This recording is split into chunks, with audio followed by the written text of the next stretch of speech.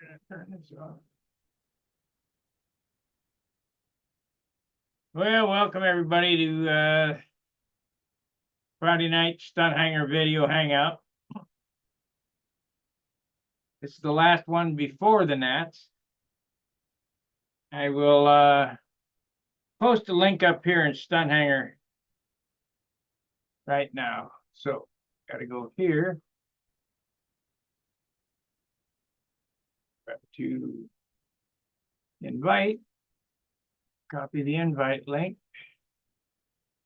And we got to go over to Stunt Hangar.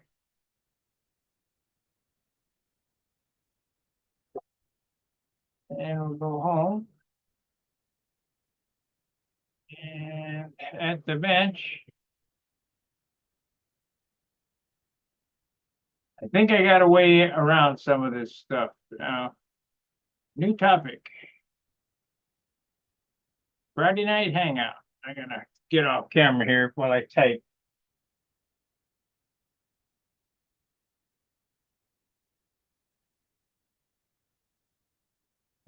Friday.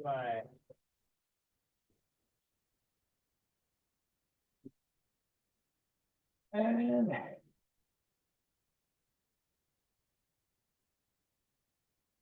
8-2.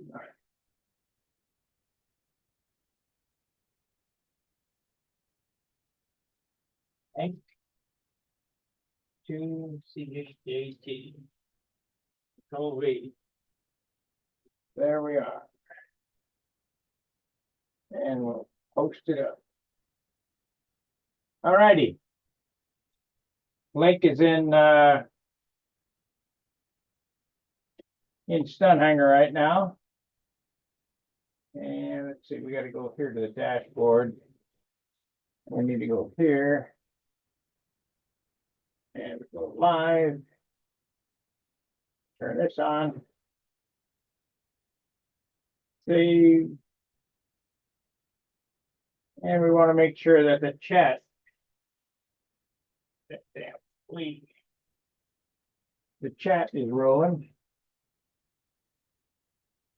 Wait a minute. I want to edit it. Customization, it's on. Okay. We're good to go there. So I need to open that up so I can see the chat. Hey, good evening, Steve Berry. Good evening, Minnesota Mike. Daniel Berry Sports. Yo. Let me pop this chat out. Pop out the chat. Pop out chat. Put that over here. Make it big. Make this big. All right, there we go. No, that ain't right. That's the wrong one. We need to minimize this one and maximize this one.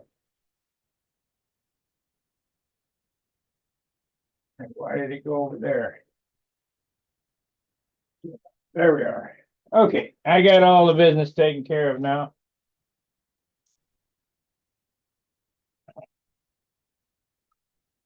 Seeing as that I'm going to be going away for a week and a half, whatever the Nats and the world's is, I'm going to make sure my paint guns are clean. So while we're waiting on people to come in, I'll be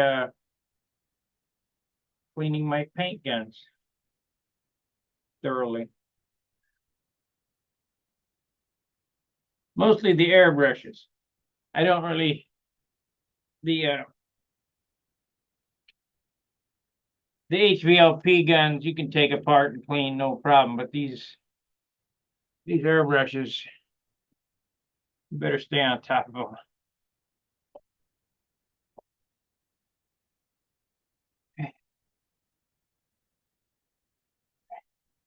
I've been kind of getting ready to go. I got cooler in the car, the tripod. Got the car all serviced up. It's oil changed and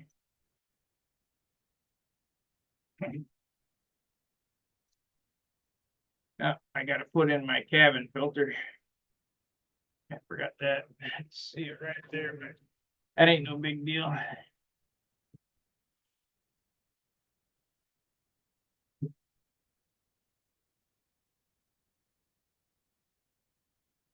Oh man. It's been hot and muggy here. No relief. Because everybody's at the Nats right now, kind of thinking this is going to be a short hangout, but you never know.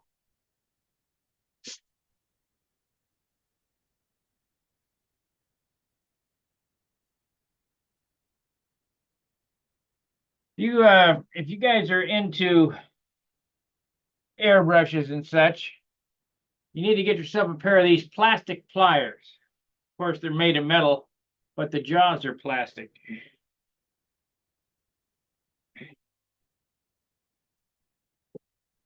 A non-mar type situation.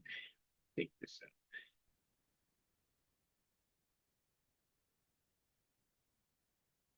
I think we're gonna have some problem here.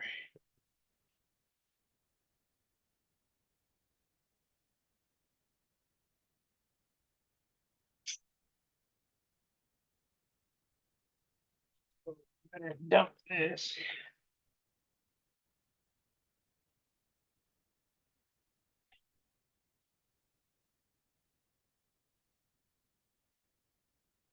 All right, guys, tell me what you want to talk about because this is really hard to do for an hour. No, not building anything.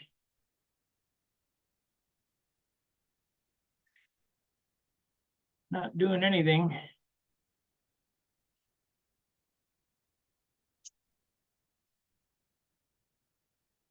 I probably ought to flush this before I take it apart.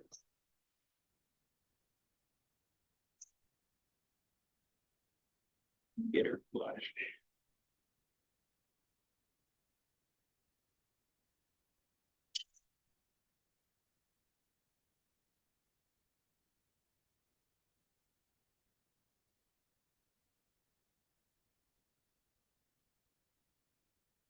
If you guys don't have these little paper cups, you need to get them from Amazon. These are the greatest. They're a 2-ounce paper cup you can use for paint. That's what I use. I started getting back into sign painting, and you need something for one shot, but they work for regular painting. Oh, another thing, I just changed the air conditioning filter. If you paint inside your house to keep up with your air conditioning filters, I shot red and the whole filter was solid red. And it's 3 floors down in the basement.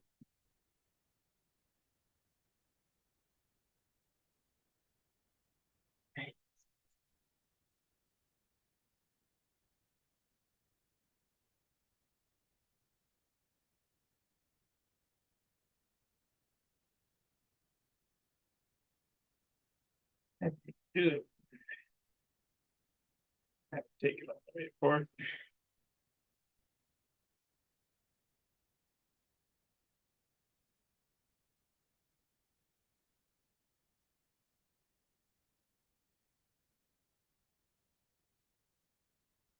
Any takers? I see we got a little chat over there, but I'm going to need to bring up my other laptop, I think, to so far across the room.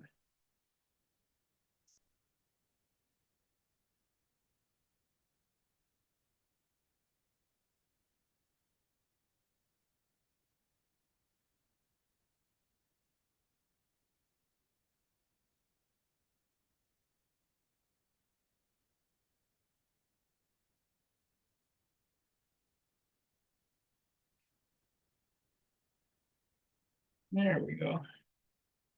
That's clean enough. I don't see anything in it.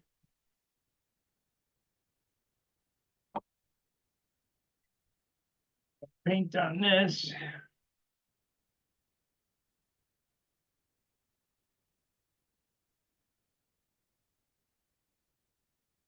That other one will go quick.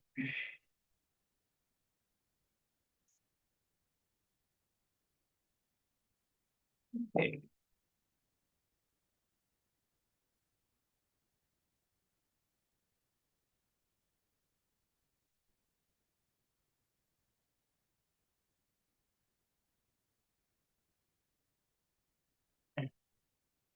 Let's see what the chat had to say. It says, Marcella Grand, Stunt School. Yeah, like provided. Thank you. Tony Dallas, like given. Can you use a sonic cleaning tank on your airbrushes? Yeah, I suppose you could if you want to put thinner in it.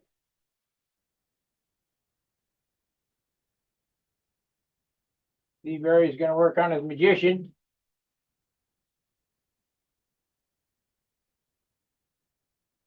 Yeah, I don't care to put thinner into my sonic cleaner because I use it for my dentures along with jewelry and motor parts or whatever.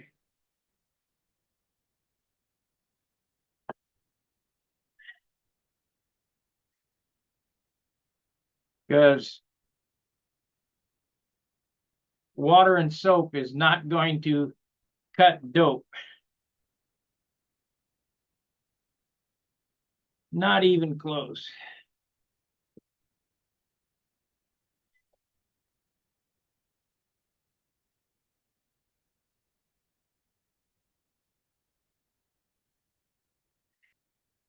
Yep.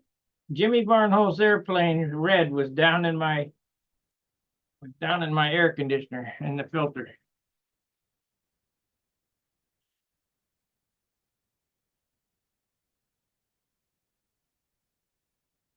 All right, everybody. Link is posted on Stunt Hangar for you to come in and talk to me. Please do so. Can't do this by myself.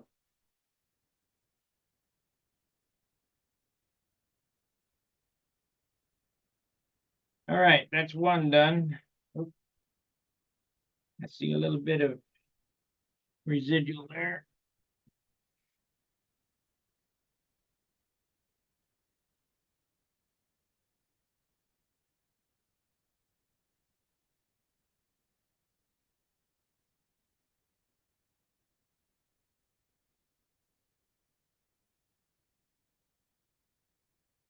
This is a good airbrush. I don't want to.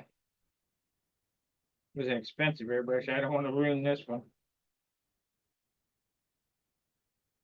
You can send, if you got an Iwata airbrush, you can send it to the Iwata factory and they'll recondition it for you. I don't have a valve on this, so it's going to bleed air until I screw the other airbrush in.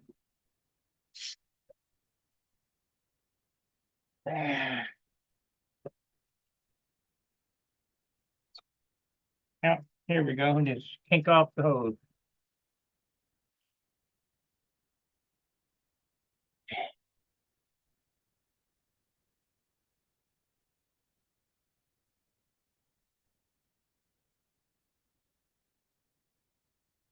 This one's going to take some time. I can see it, but it's too long.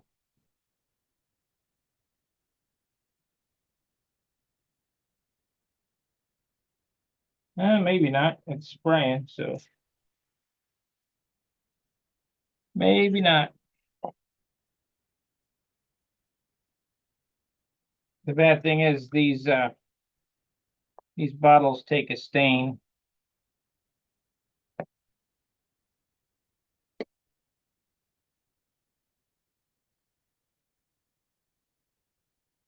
So let's see, we got suction.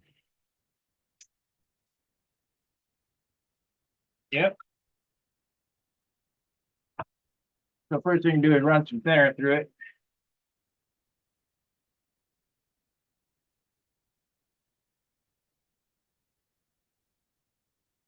Yeah, I don't expect much tonight because everybody's either at the Nats or headed to the Nats.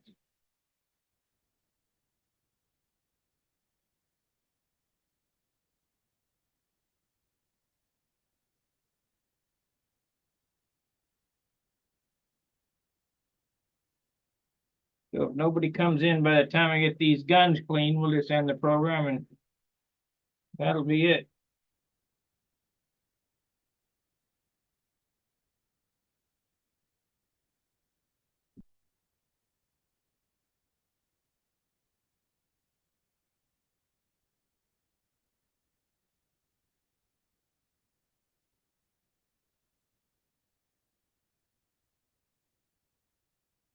And I really don't much care about this part here because shit, if it clogs up, I'll throw it out.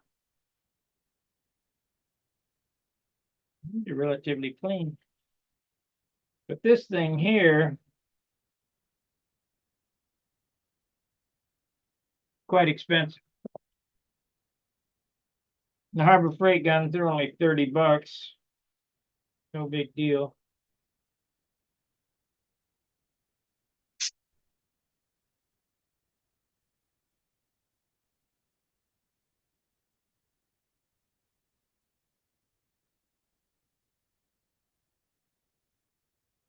Come on, people, not everybody come on in at once. How about somebody new that's never been on here before?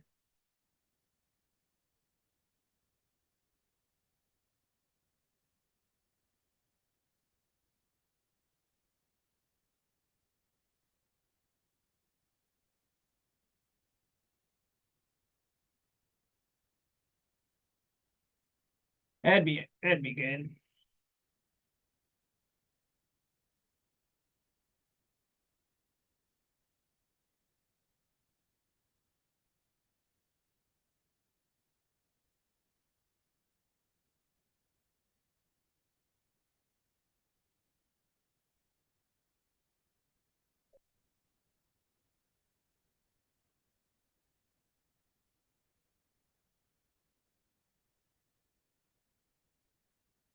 You guys keep making me get up, walk over and look at the chat.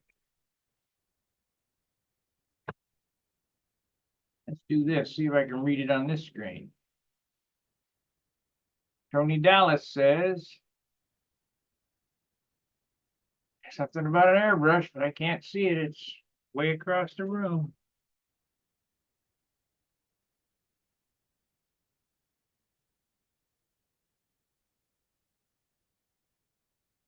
No, it doesn't. I use cheap thinner on my airbrushes. Let's see if I got that iPad so I can read the chat without having to get up. That'll make it so much easier. What did I do with it? Maybe I put it in here.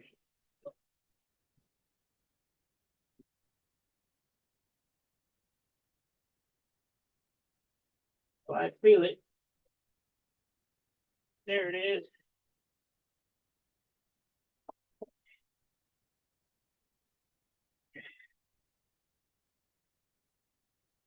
Now I will be taking the camera to the Nats, so we'll have a hangout from the hotel room.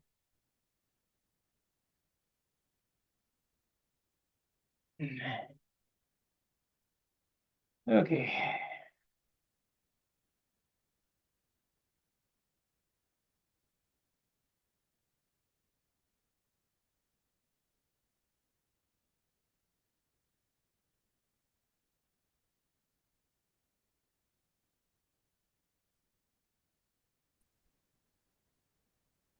Bad. I have to get some new glasses, I guess.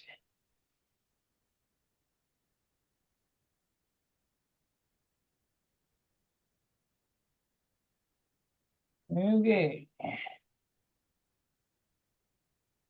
Now they want to update this, meaning they've screwed it up.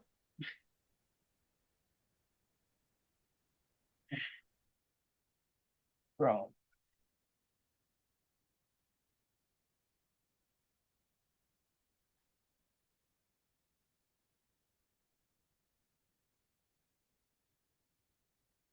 I don't know when that was posted, but Netflix, we can watch that later.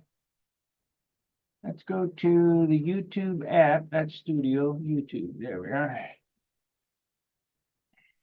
Of course, this doesn't work very good either. Home. I'm gonna go to my channel.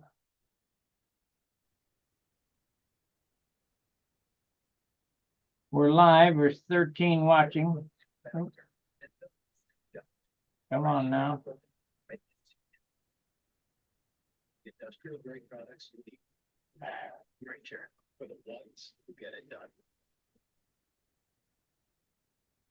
There's no way to mute this. So 13 watching. Oh, turn it down with this. All right, now I can see the chat. Does it matter what brand of thinner you're using? Nope. I mean, yes. I mean, I use Clean Strip, which is a crap thinner.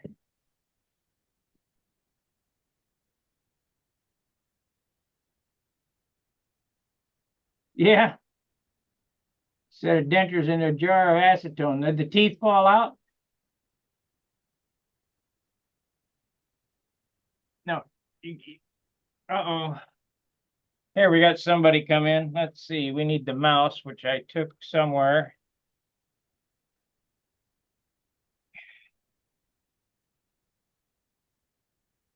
Hell, there it is.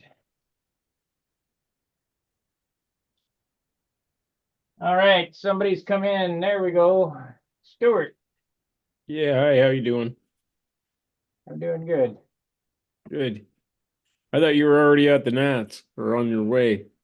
No, well, I'm gonna leave tonight about 2 o'clock in the morning, Oh, okay. three We're o'clock. leaving tomorrow morning. Huh? We're leaving tomorrow morning. So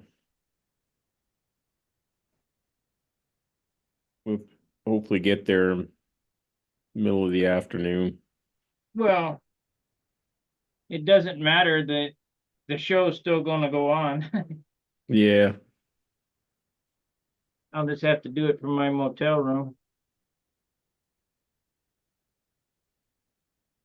which is cool. I didn't figure this show here would be many people because everybody's either at the Nats or going to the Nats. I think Wonky's already there. Yeah, Len's there. I would assume he left I think yesterday. It's about 15-minute ride for you guys. Yeah, I wish. It's about 5.5 hours nonstop. So It's not that far then. yeah, it's not too bad. I've made this trip. God, I was working in Dayton and still living in St. Louis. And I made the trip back and forth every week or every other week. Put a lot of miles on my car doing that. And Dayton's about 100 and some miles farther than Indianapolis, or than Muncie, I mean. This is my first time, so it'll Oh, be an experience. you've never been to the Nationals before? No, I've only been flying for 3 years, so Well, you got to make sure you check out the museum. oh yeah, I'm definitely gonna do that. That'll be get to see some different stuff I've never seen in different events, so it'll be all right.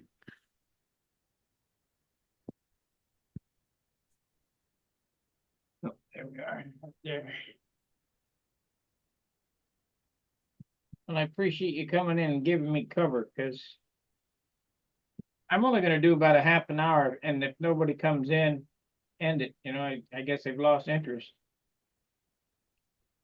Yeah, I thought there'd be a few more on tonight, but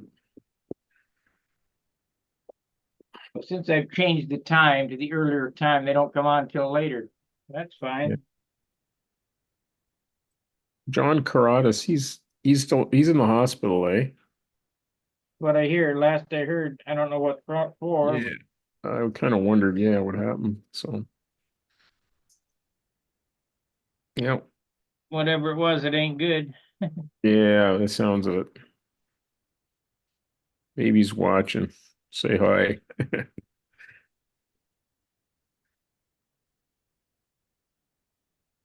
Well, we'll know here in a minute. He'll chat in, or one of his buddies will chat in, maybe. Yeah. Get well, John.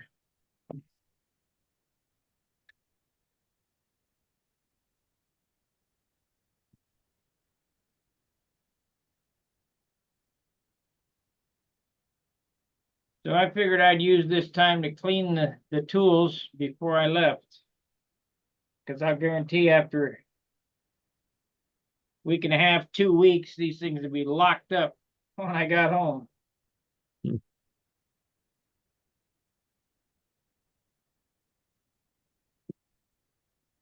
Oh, I got something I wanted to ask.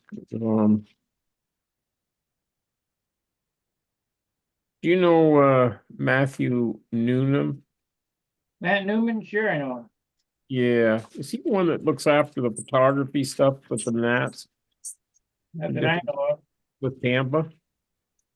Okay. I think but he may. is he on the board for I, Tampa? Or no? I really don't know. Okay. Well, I'll check into it because I'm going to take some pictures again. If he wants some of them, I'll download them for him on a stick. Well, it looks like we got somebody coming in. Mike Lonke, maybe? No, Jonathan Karadas. No, John Sukulak. Yes, right.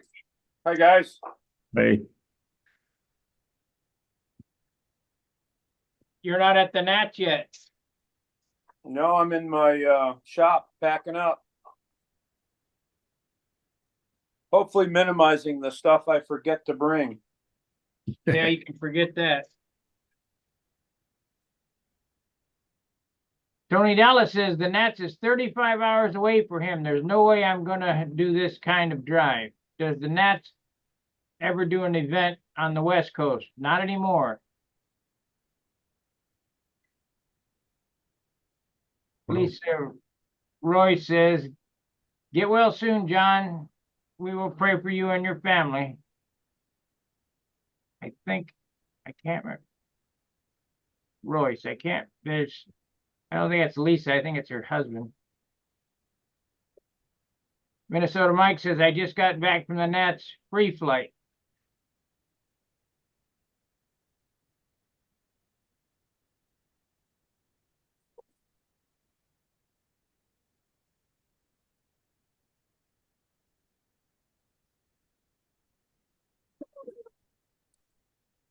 Well, that's clean enough to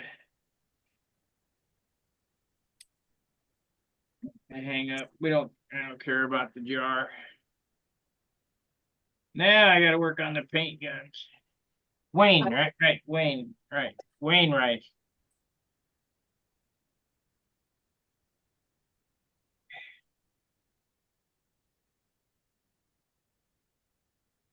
Okay, so that one's done. And this one's done. I can go away without worry. Got this little compressor off, unplug it.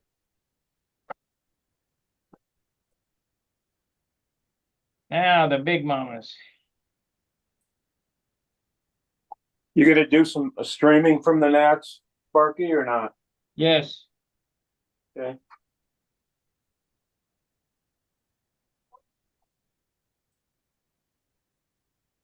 I'm gonna try to stream the worlds too if I can get away with it. Oh, wow.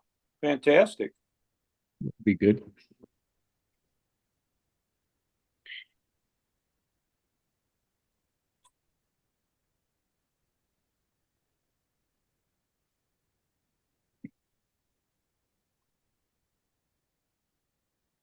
But from what I hear is the FAI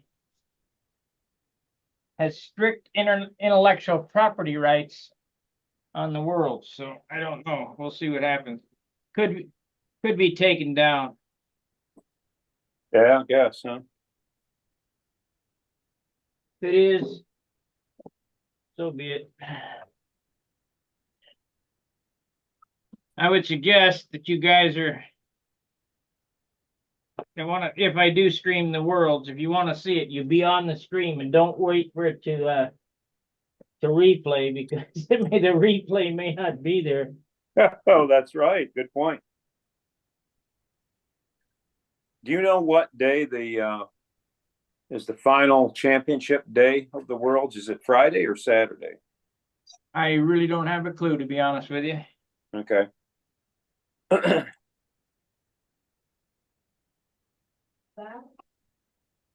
Hold on a second, guys. Go ahead and talk between you. Being interrupted here. So Stuart, did you go to Brodak? Take your break. I'm sure you'll take a break between now and then. No, 9 o'clock.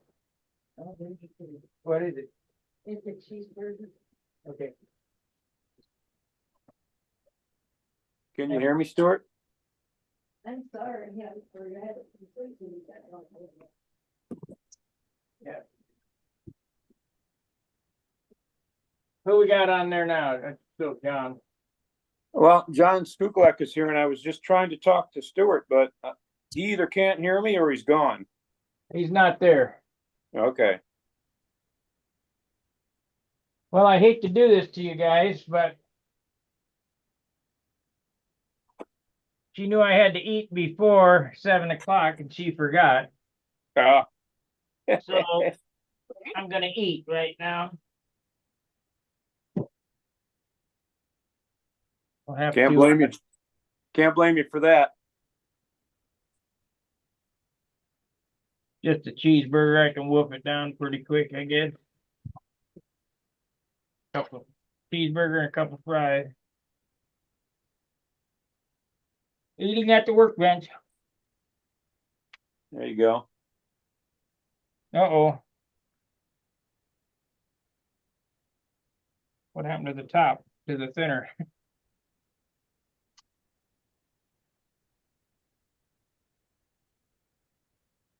Hope I didn't throw it out. Better make sure it's not in your French fries. Yeah.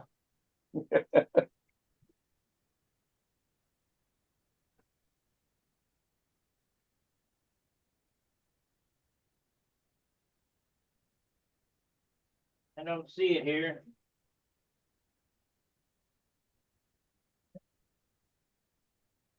I don't have a top like that one. Shit. I don't know if there's some kind of pill you can take to make your mind work better, but shit, I can't remember little shit like what did I just do at the top and where did I set the knife? Yeah, well, if you find one of those pills, I want to know. It's gone. It's not here. I think I threw it over there. Not realizing what it was. Thought it was never be able to find it now. Shoot.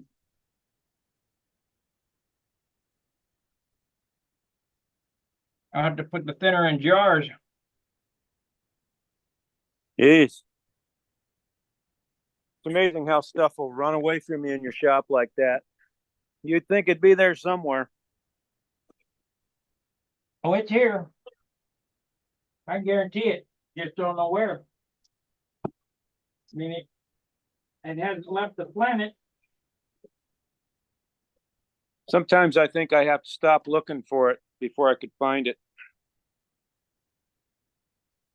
Yeah, well, I got the solution. I will get 4 quart jars and put them in quart jars. They're going to be gone. I'm not going to leave thinner uncapped. Who are you riding with tonight? Do what? Who are you traveling with tonight? Are you Myself. going alone? Going alone? Nobody. I go by myself. Okay. No John Jordan, I know. Nope.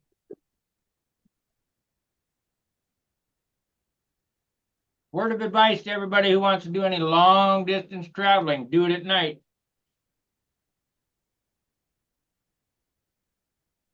Kind of like we're gonna take a trip to the sun. We'll go at night when it's cool. Yeah, But there's less crazies out in the middle of the night. More cops, absolutely. less crazies. Yeah. Definitely better that way.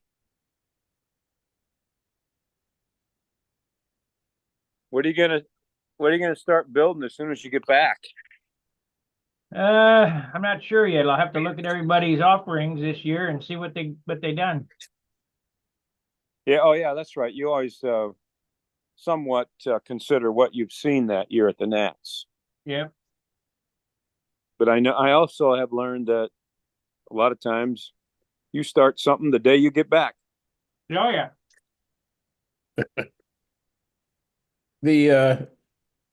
The vendors, are they inside or are they outside? Vendors for what? Oh, they have vendors at the Nats, like Oh people, yeah. are And they'll they be are they outside or inside? inside. Okay. I'll have to find the building. That's all John right. Miller's come in. Sparky, they're not in a building, are they? No. Like They Jim usually Leo. just have like canopies or tents set up outside. Right. Okay. You'll see them. They'll be right by where everything's happening.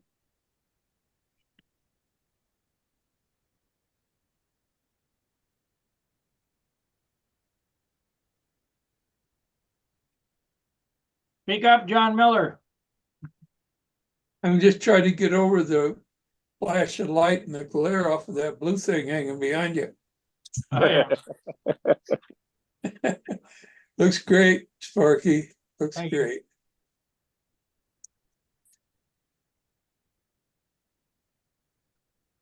We'll see how it does. My plan of attack is gonna fly this in N30, and if it does well, I'll fly it and open. If it doesn't, I'll put on the old shoe. Ah, okay. Well, if it flies as good as it looks, you should do all right. Well, before I retrimmed it, I went over and steamed all the twists and stuff out of the flaps and stuff. I just had it flying good, but noticed it was a little quirky, so haven't had any. It hasn't been up since I fixed the warps and that stuff.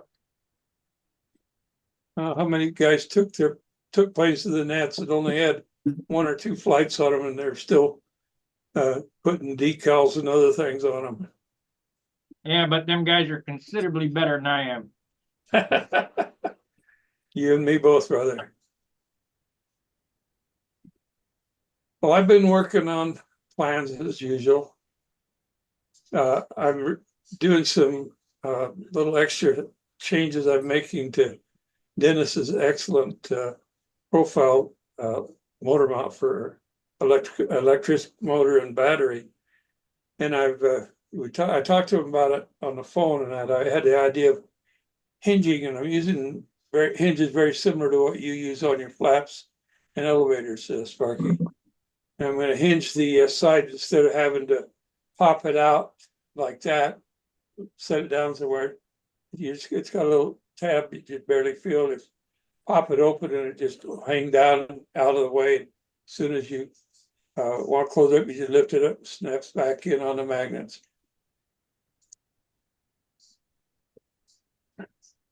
That's a good idea. Unless it stays open and gets ripped off. Yeah, well, that's the thing. Typically, what happens with if you don't have strong enough magnets on it, and if you got the where like a cowling when it slips in 2 locator pins or a locator pin at the front and a couple of magnets in the back, it's just not enough. There's too much pressure builds in there, and but with this motor mount battery box, there's a lot of holes in it to ventilate and cool it and that. So it shouldn't be building up a huge positive pressure in there. Well, I know Bob Hunt uses magnets to hold his stuff on. And I built quite a few airplanes with magnets to hold my stuff on. But ever since my hatch flew off its scale on my shoestring with magnets, I'm done with magnets holding anything together. Kind of sour on the idea. You know, it's sometimes we ask them to do too much. You know, and you know, especially if there's a possibility of a positive pressure building up inside the area the magnets are trying, because it doesn't take much direct pressure from the other side to pop the magnets loose. Once they pop loose, the airstream, the vacuum of that angle and that it just pops it and pulls it right off. So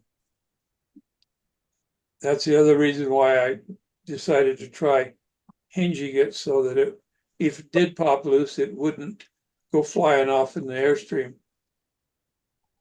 Here's an idea for you. Just an idea. Use my hinges on the bottom so that the door flips open. But use my hinges on the top too, so that you can slide a pin through. So you got, one hinge this way and one hinge this way. I mean, I get one, and then you just stick a pin in it and it holds you could even make it sprung and sliding. That's a good idea. I like the idea. That way it's positive lock. It will never open up. You know, that is a fact. I've thought of that. And I've thought of a buckle type thing. Where they make them small. Where you just got in their little metal loop and you pull it down and it clamps it shut. Might be a way to go too. I'll try it with the magnets first, and if there's a problem with it, I'll go to a more positive lock. I appreciate the idea though, Sparky. It's a good one. Be easy to make. Oh yeah, be very easy to make. Yeah, I'm using very similar to your hinges on the bot for hinging on the bottom. They're a little bit different, but not a whole lot. It's the same principle, it's just a different way of mounting them. I've only got 1/8 inch thick material to mount them into, so.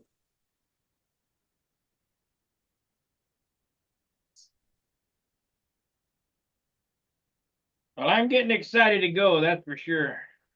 I bet you are. I would be if I was going. What event are you most looking forward to? Nothing, just getting there. Just getting there, huh? Yeah, it's always a good time. Yeah. You gonna stream anything from there? Oh, yeah. Okay. You gonna stream it on your channel? Oh, yeah. Yep. All right. You gonna be there for the Worlds as well? I am now because Jimmy Barnholes graciously offered me a place to stay. He lives real close to there in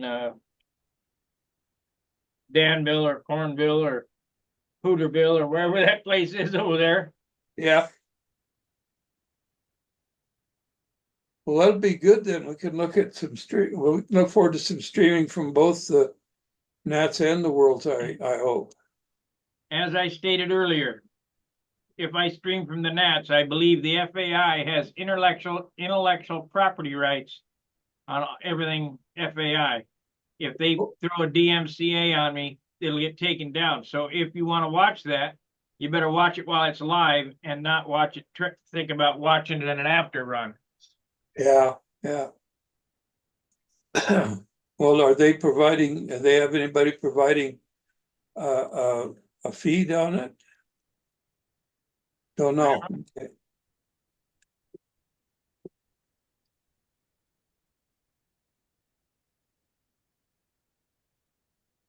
You would think that us modelers would all get together. I have many instances on my channel where I could throw a DMCA against people who have run copyright stuff against my material.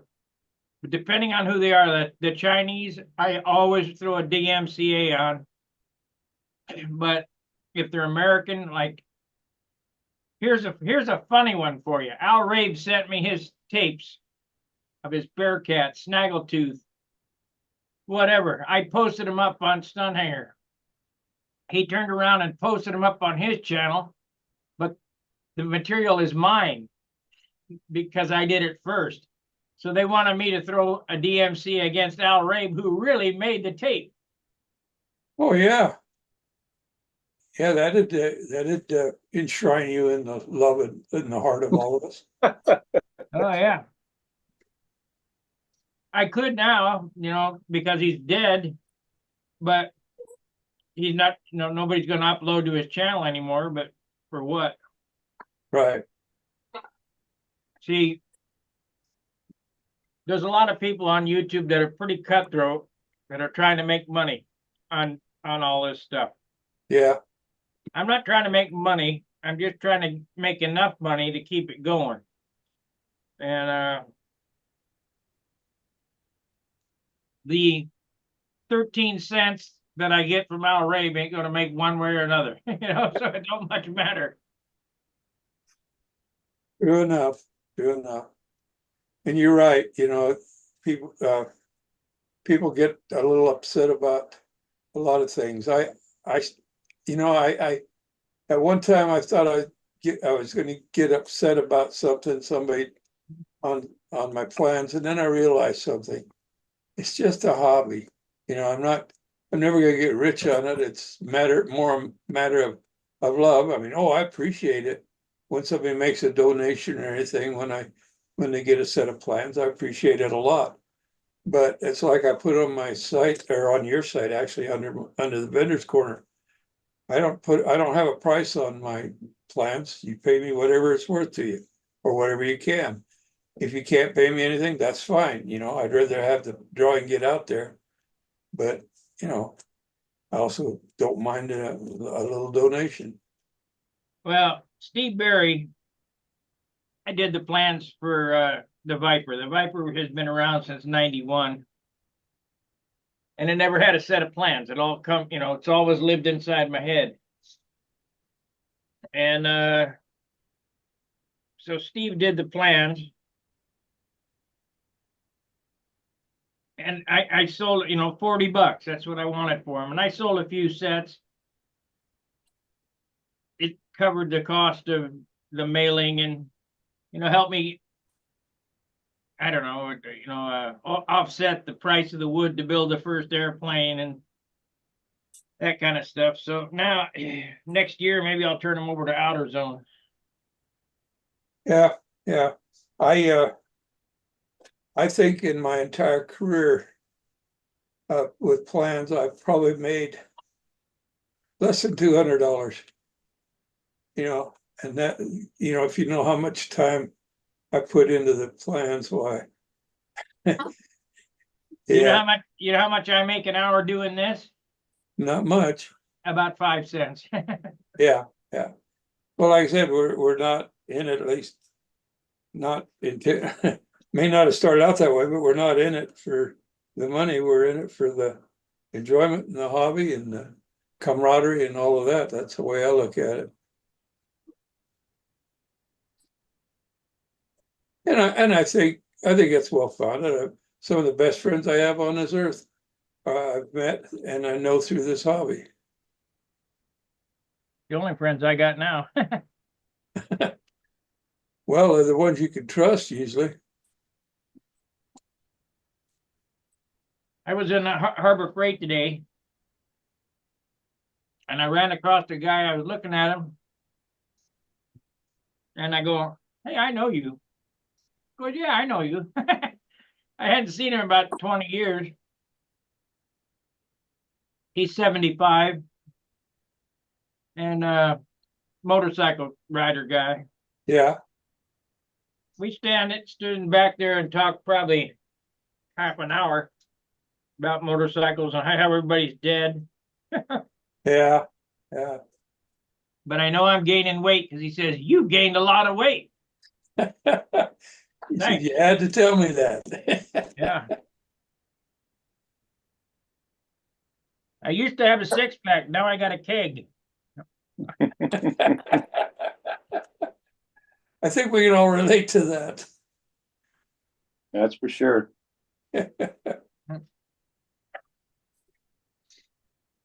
Well, I've got, there's one of the Trailblazers is now being built by, Craig, oh, he's in Australia. Beasley, I think, yeah, that's his name. In Australia, and Marcel Legrand is helping him out with it because he wanted a little help. So Marseille is doing it by Zoom, or not Zoom, what is it on the Facebook live feed type thing. And anyway, it's a little rough, but it's coming out looking pretty good, you know. He's got the wing and flaps, stab and elevator finish, and starting on the fuselage now. What's that, about a 2-week build? For you, probably.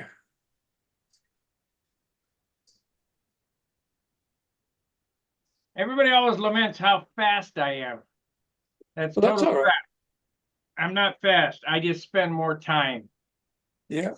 Fastest builder I know is Marcel Legrand. Man, that guy can crank them out. Yeah, I'd race him.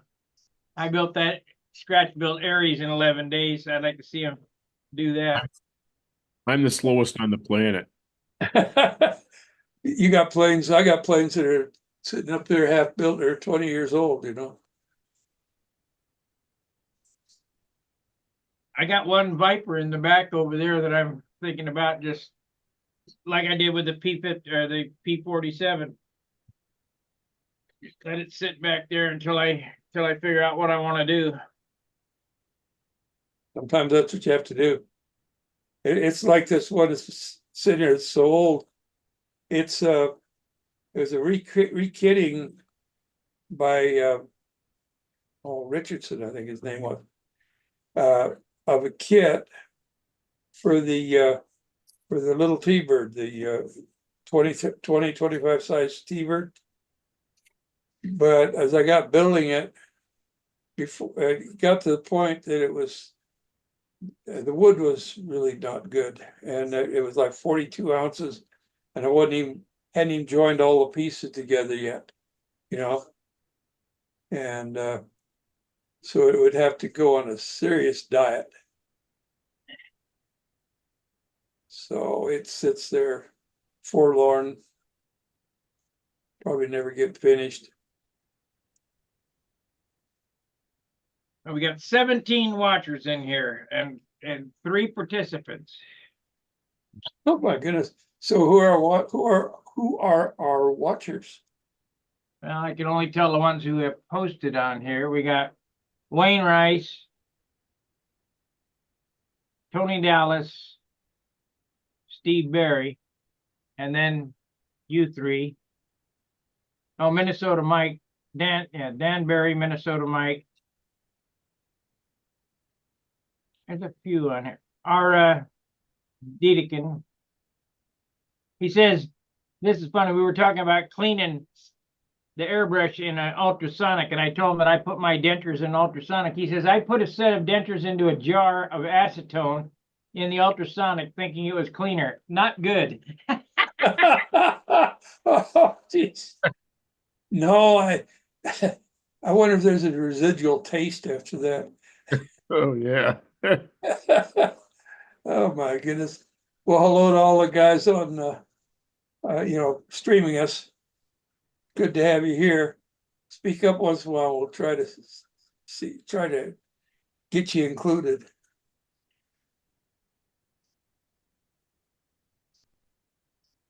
Yeah, I got another laptop running, so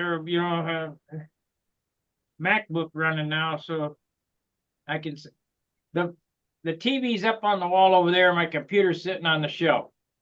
There is no way that 15 foot away I could read the print that's 16th of an inch tall. So I got to get up out of my chair and go over to the TV and read it. Well, now I got the MacBook sitting on the table here, and I can kind of see it. Oh, that's good. I know Charles ran 2 screens. I don't know. exactly how he set it up. I got 3 going now. Do you?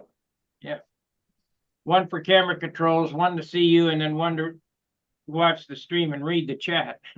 Okay. Well, we're probably gonna be pretty thin since most of the guys are either in transit or at Muncie, so Yeah, I know. I figured you did.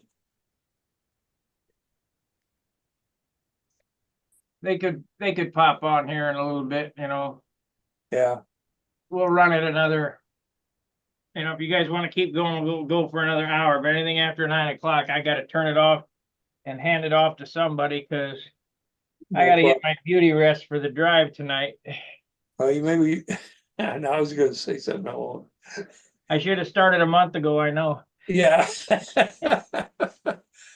What the heck? Well, I sent Phil a set of plans for the VUM 18 and for the Belenka 300. Man, that's a beautiful airplane, that Belenka 300. It The boom isn't that Bob Brookins' design? no, it's a Hungarian design. It's classic Lego. It's based on it's got an NACA 4-digit airfoil, which is the same airfoil that was used on the T-Bird, and it was designed to fly on a Fox 35. Flies much better on a good 40. Interesting airplanes, twin rudders, single fuselage. Had a real European canopy on it, but you have to make your own to do that. So we just use an off-the-shelf canopy on it. It's Gordon built one and flew it. It was at several contests, and Pete Peterson built a beautiful one, and he flew it at several contests. And there have been several others that have been built. I think a couple of guys in California built one and flown it. The designer Tibor Vele came over from Hungary and actually wound up visiting with Gordon. He brought his granddaughter, and she was a stunt pilot. So Gordon let her take the VUM out for a flight. And right at the end, she's coming over in a wing over, and didn't pull out in time, and it just smashed that airplane all to pieces. She Yeah, was the crying. The Poor girl. airfoil on my Viper is RCS engineer boot. So what? RCS engineer boot. And That's the explain that one, airfoil. please. What's that? Explain that one, please. I use my engineer boot as the airfoil. Gotcha. Like the left-handed tennis shoe. Okay. Yeah. And a lot of pretty decent airfoils came out of that.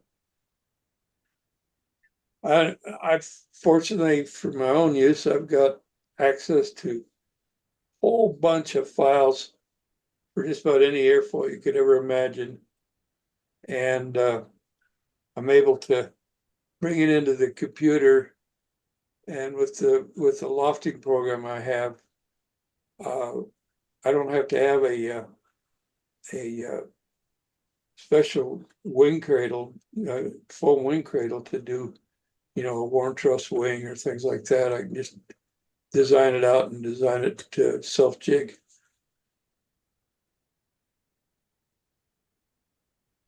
Looks like Garrison, Claire, and Caffeine have come in.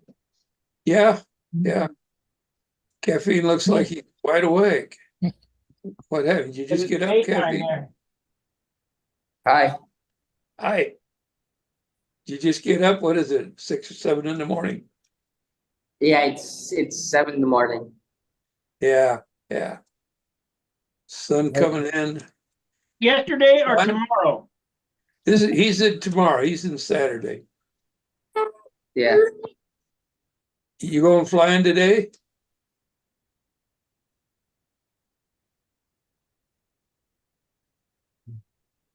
Your Muted. mic is shut off. Oh, I don't think so because my flying buddy is having another agenda. So yeah, the article that I'm flying it's now is having a really long grass, so it's not going to be a good option to fly alone there. So I will have to wait for my flying buddy to finish his agenda. So it will be next week, I guess. Okay, Couple of years, you got your flight buddy on your lap there. yeah, he's a little flight buddy. Yeah, in a few years, I will have my flying buddy here. Boy, he's growing. Wow. Oh man. He is growing up. Hi, Yeah. how you doing? I'm doing good. You Hi. doing good? Yeah, he's doing good. Look at He's that. almost How old is he now? um, um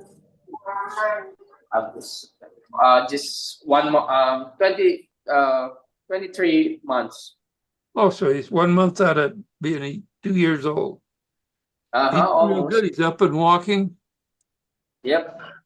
Yeah, that's He's- great. Run actually. He Yeah. likes. Yeah. So my job is mostly about chasing around him.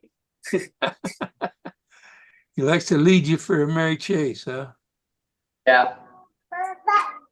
Well, what you got to teach him is how to build airplanes. Yeah, I will. That's In fact, I already have him one plane. It's a Super Clown R. So I'm keeping it for him to build later. Cool. So yeah, I got it in Singapore. It's on sale and it's a really good deal. Well, I heard you still got Thunder Tiger 11.5, 4.5 props available. Yeah.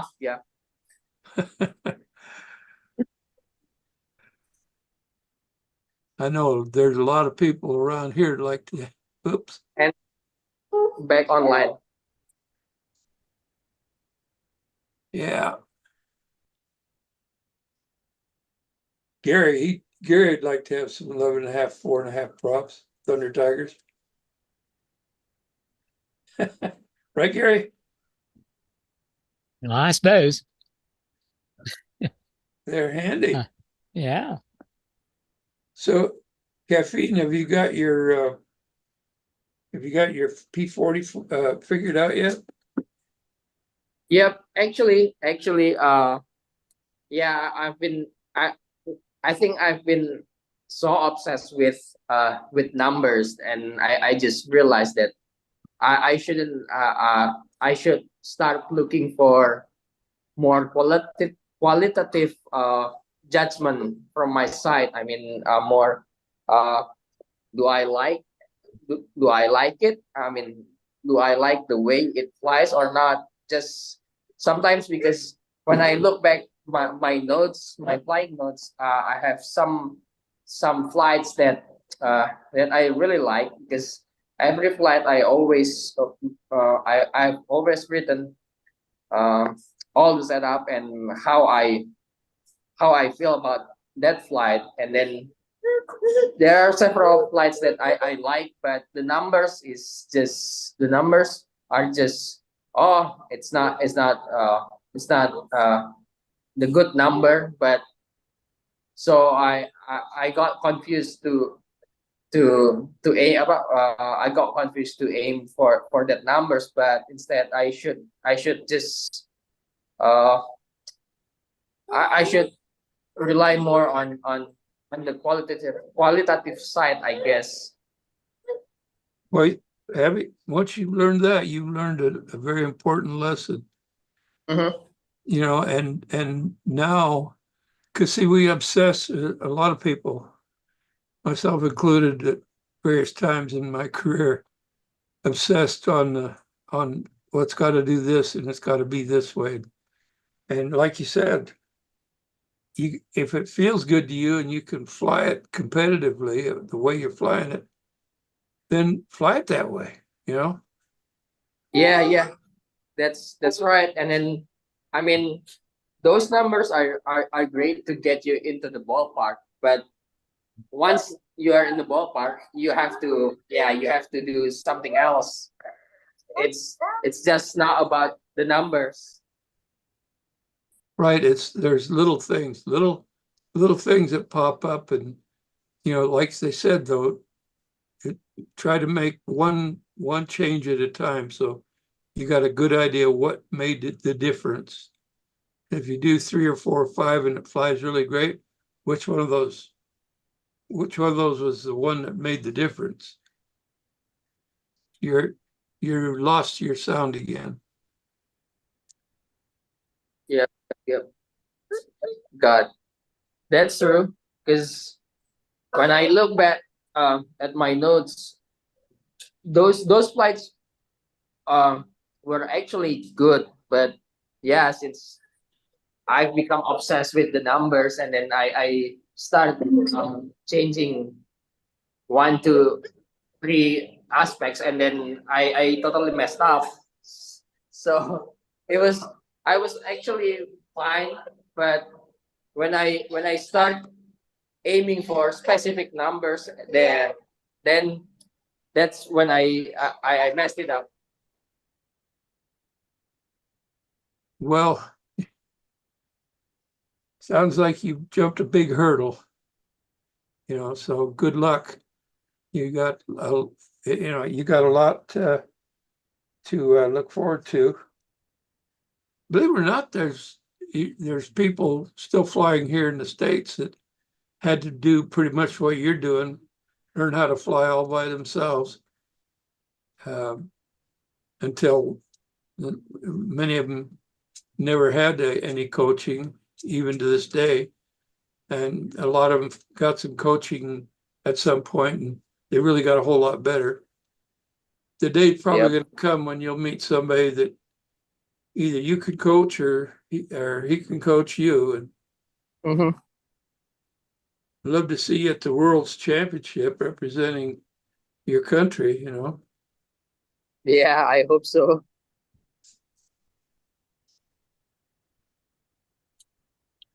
Jim, how you doing, Jim?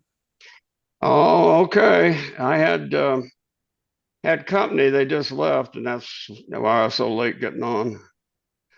Well, we But wondered I'm doing okay. I'm just getting ready to head up to Muncie tomorrow. I got to meet Mike Stinson. I'm going to donate some stuff for the whatever it is he runs. I think old time and junior and senior, I believe. And well, I'm not sure what all he's running, but I'm bringing a bunch of stuff with me, and he can pick out what he wants. Oh, there you go. Take it all. I'm sure. Pardon me? He'll take it all, I'm sure. Is this the same Mike Stinson that used to run control line specialties or something like that? Yeah. He lives down in Louisville.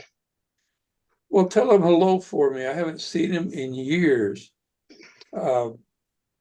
He tell him I'd like to talk to him about a airplane design that he got for me. I'd like to know if it's all right if I let some people have a set of the plans, since he's not doing that anymore. Are you planning on going to Muncie? No, it's a 3-day drive for me. Yeah, that's right. You're in Colorado, aren't you?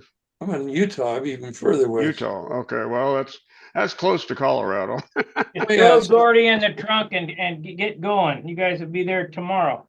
Yeah, that's right. You leave tonight, you'll be there tomorrow. Well, I used to drive between here and Wisconsin, and I could do it on about an 18-hour trip. Yeah. But believe me, that was straight driving through. I don't know if at my age now I could drive that long without taking a break.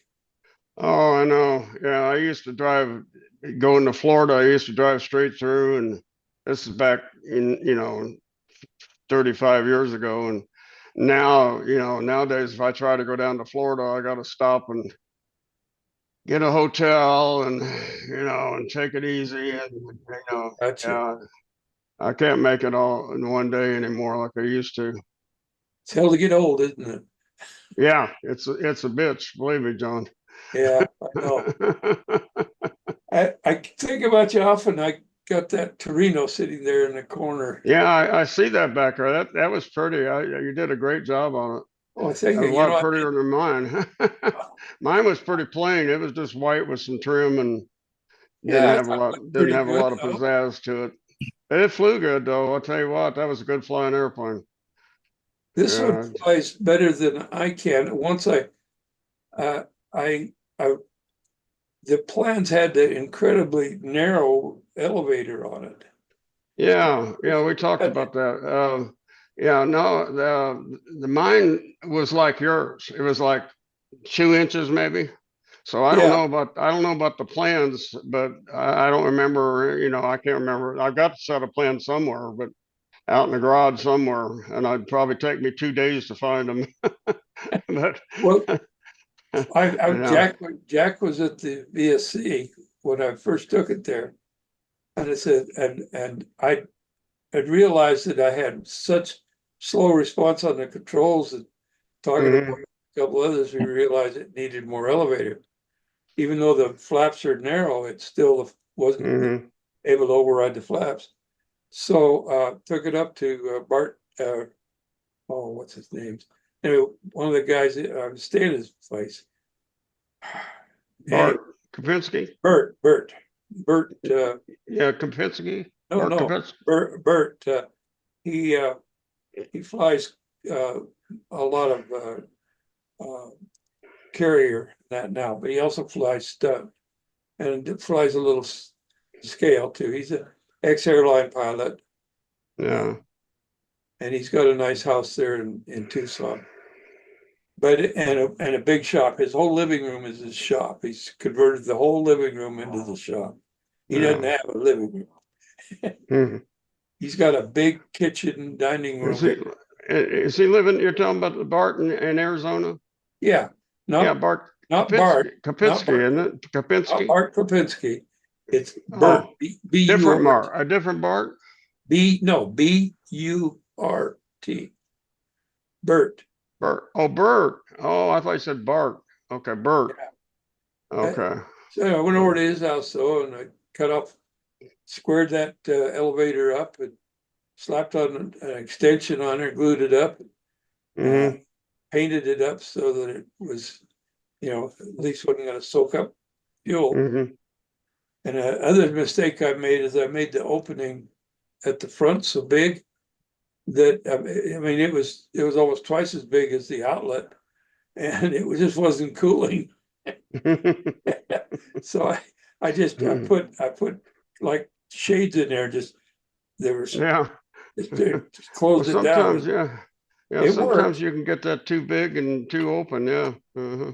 Yeah, Jim, it won't cool if you got the opening too big and the outlet Yeah. too small. You want to have correct me if I'm wrong on this, but I think you want to have about twice the opening or the exit as you have the opening. 2.5. 2.5? Yeah, Jim, do me a favor. Don't let that super tiger go till I look at it. No, I know that, yeah. I'm already aware of that, Sparky. Okay. Anyway, Jack came over. I said, Jack, I had to put an extension on the elevator. Yeah, he said, Yeah. that's the way we ran it. I said, I wish Did it make a put it on pretty the big difference, plans. did it? Did it make a big difference? It made a huge difference. Yeah. Yeah. Yeah, that looks normal to me, what I'm seeing back in the back there. That looks normal. Looks like what it should look like. It's sure a nice flying airplane. The only thing, and I don't know, yours being white may not have done this, but mine is a real dark blue on the base color with the gold and the little sunburst type thing there. But that Yeah. dark, that's not black, that's blue. real, like a Corsair Looks- blue or something like that. Looks great though. That's a great color scheme. Well, thank you. Yeah. Trouble is, in the air, it looks like a black toothpick out there. It's Yeah. so sleek in the fuselage. It's so minimal, and then it has the big rudders on the back, and it looks like a flying toothpick. It was the first thing that I noticed. It was a little hard to get used to it right the first flight. Yeah. I was okay. It has a pretty thin profile, doesn't it? Oh yeah. Yeah, I know. Yeah, I had the same opinion at first. I thought I didn't know I was going to get used to it or not, but yeah, Jack made some really good. He had some really good designs. Some of them were better than others, but he loved to draw and loved to build. You know. Yeah. So, He was a but good you know, guy. you're talking about the opening on the front. Charlie Licklider. Have you ever heard of him? Yeah. Yeah, he designed the ballerina, Right. and the very first ballerina, he come out on the fuselage and made a opening like this, and they put a wire grill in there, and it looked really nice, you know, but it was so wide that there was only about this much prop sticking out. So it had no pull at all. It just, you know, and of course it's running the Fox 35, so you couldn't go to like a 13-inch prop, you know. So Right. he just, I don't know what he did with it, but it never did perform. It just, but but it was funny. I mean, it was a beautiful airplane. I mean, Charlie built some great airplanes, and you know, he did what was funny about Charlie. He'd come out with these beautiful paint designs, and he never owned a spray gun. He did it all by brush. All by brush. Yeah, I watched him do it one time. He would dip the brush one strip, and he wouldn't go back and forth or anything. He'd just do one strip, and just go down the wing like that, and that's how he painted it. But yeah, he never owned a spray gun. Did he go from the cordwise or lengthwise on his the strips? Cordwise this Yeah. way, you know, back and forth this way. Yeah. Up the rib, I guess is what would that be called, cordwise? That's in the same direction the ribs are going. Yeah. Yeah, same direction as the rib. Yeah, Fore and aft. yeah, Yeah. yeah. I guess that's cordwise. That's the way I had to paint when I was a kid. I couldn't Yeah, I me couldn't too. afford anything other than a good brush. Yeah, when I was, I don't know, I must have been 13 or 14, and for my birthday one time, I got one of those little DeVelvis, I think was the name of it, the Yeah. little compressor, and you know that thing, you know, you'd think it was kind of rinky-dink, but I put on some pretty good paint with that thing. You know, it didn't put out a lot of pressure, but it sprayed really well, and I learned. Well, that's basically what I used to learn how to finish was that DeVelvis. I've got one of those today, the same one that you're talking about. Remember back in the day, somebody was marketing it through AHC. You remember them? American's Hobby. Remember AHS. what? Yeah. Remember what, John? It was back in the day. Yeah. Somebody was marketing through American Hobby Shop, AHS. It was in the back pages of every model magazine. Anyway, they had a car tire. You blew it up. You went down to the shop or to the gas station, and you blew that up till it was big and round and full of air. You take that home, Yeah. and you got spray gun up to that, and you sprayed, you know, till everything ran out of air. And then you go back and get some more. Yeah, that's some good thinking. Yeah. Yeah. Get your big old truck inner tube. You could I paint had for hours. I had a Harbor Freight air tank for airing up a tire. Right. And a refrigerator compressor for air conditioning or the refrigerator. And I put it all together and made my compressor. Oh yeah. Mm. Those old refrigerator compressors had lots of uses. other than for a refrigerator. I used to have one that I used to pump air for my aquariums. Well, Sparky, you're probably the only person I know that would know how to do that. I did a lot of weird shit back then. You do it out of necessity. Yeah, I didn't have any money, and I gotta wound up improvise, yeah. Well, Sparky, didn't you grow up in the same neighborhood that I did back then? West Covina is where I grew up. You were in Covina and I was in Glendora. Yeah. Oh, you California boy, John? Well, I actually was born here in Utah, but I grew up from third grade on Oh. in California. So, Yeah, I did a Yeah, Google that's- Earth of my house on Glenmere. uh-huh. You wouldn't even recognize it now. And I go, hey, right there's where the Christmas tree was. My dad was he loved plants. So instead of buying Christmas trees, he buy live trees and we Uh-huh. plant them. Well, he bought a live tree one year and planted it in the front yard. It started out about 2 foot tall, ended up about 60 foot tall. Yeah, Huge, huge pine tree, but it's Yeah. gone now. And yeah, it looks nothing like it did.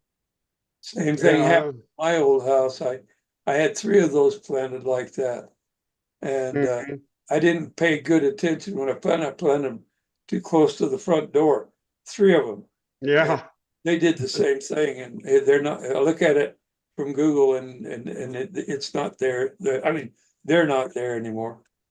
yeah. And the house I lived in before that, it had a big, deep lot. Okay, it wasn't real wide, but it was deep. And now where the carport was, isn't there anymore. There's a driveway that goes to the back. And there's another house in the backyard now. Hmm. My shop, my model airplane shop, which was a 2-car garage, is now a bedroom of some type in my old place. Oh, Yeah. gee.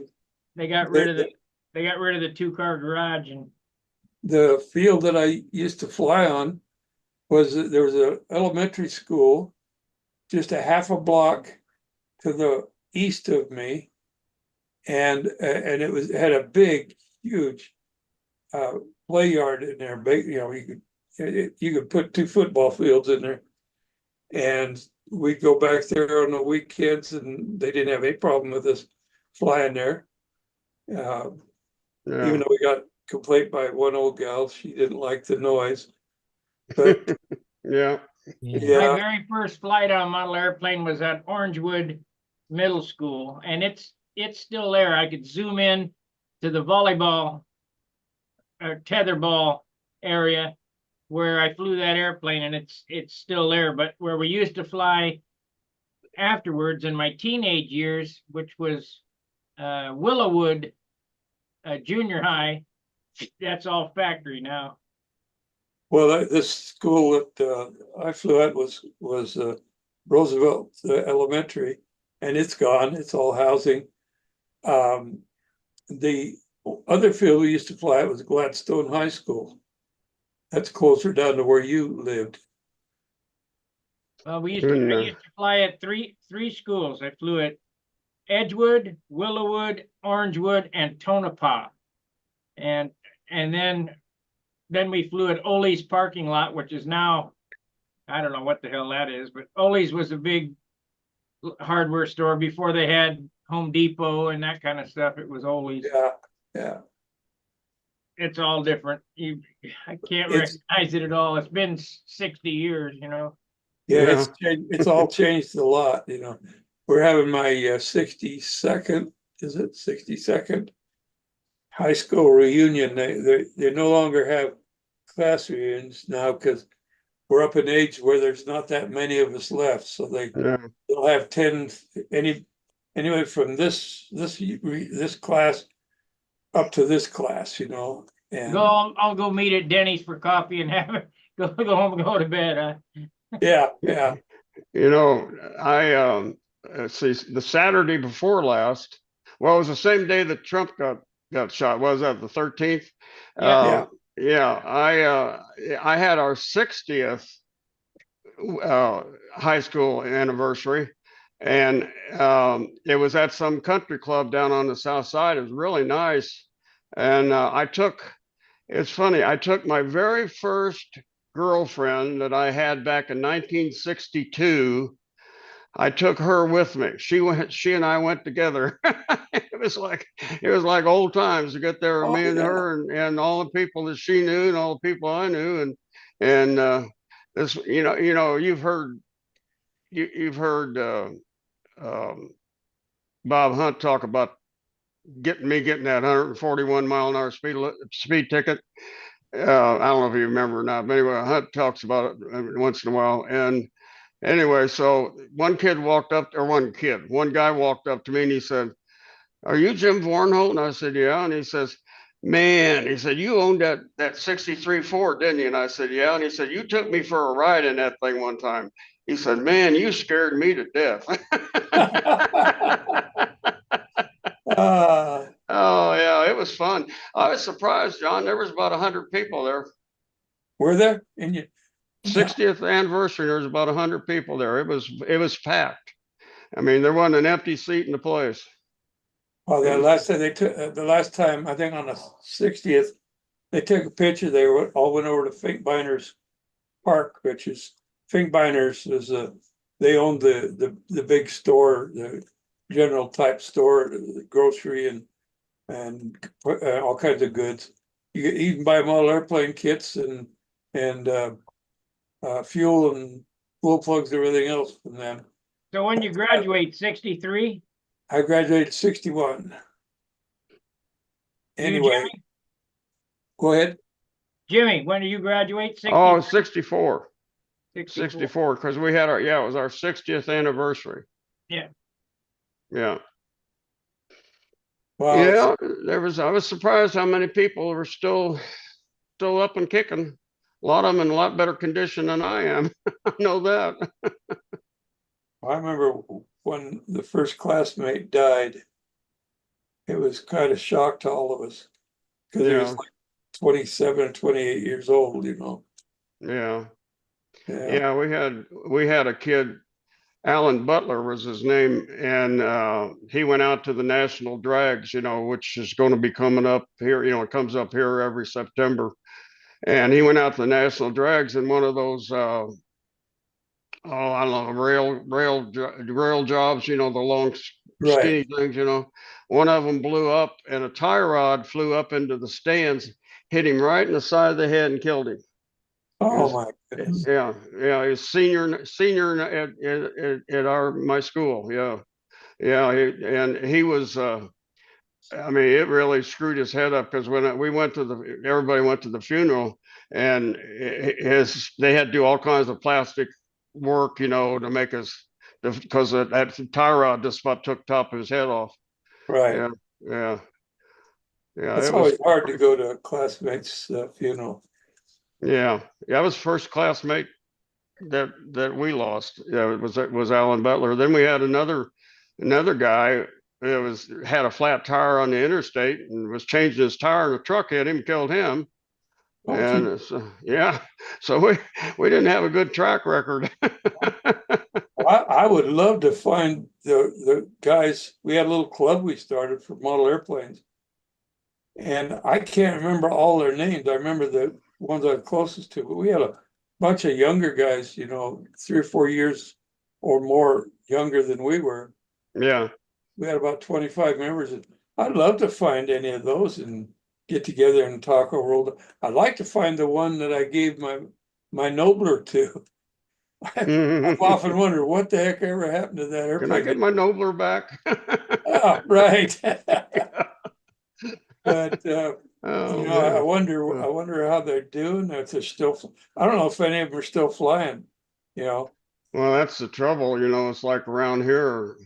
I was just I was just thinking, I mean, I don't want to get morbid about it, but I was thinking the other night about all the people that I flew with, are not around anymore. Jack Sheeks was the last of the old timers, and what I consider an old timer. Jack and I were 12 years apart, and so So, I consider him, I used to call him that. I used to call him old man, old timer. Yeah. And he'd get really mad and yell at me. Yeah, he was something else. I called him Methuselah when he had his cane. Oh yeah. Yeah, he was he was really good up until that last year. And the last year it all that he had cancer in several different places, and it all started getting to him. And I go visit with him, and in fact I was out at his house a week before he died. He wasn't in the hospital. He wanted to stay home. So We probably you know won't see Shirley this year because they already had the scale gnats. yeah, she called me the other day. Still wants to come up and she see some of the people she knows. I told her, I said don't be surprised if you don't know very many people, because I said it's all changing. And but she said she wants, so I'm going to drive. I'm going to pick her up on my way up to Muncie on Thursday. Tell Oh, her She good. hello, wants would you? she wants to. Pardon me. Tell her hello for me, would you? Okay, I will. She's a I'll tell her, sweetheart. John. Yeah. She is, Oh yeah. she is a great woman. Yeah. She's still active.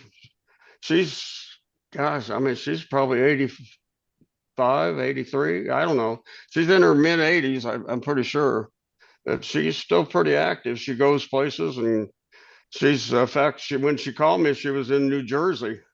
She was visiting some relatives out in New Jersey, and she said, I'll be home on Wednesday. Can you pick me up on Thursday? And I said, yeah, I'll pick you up. So she's going to ride up with me.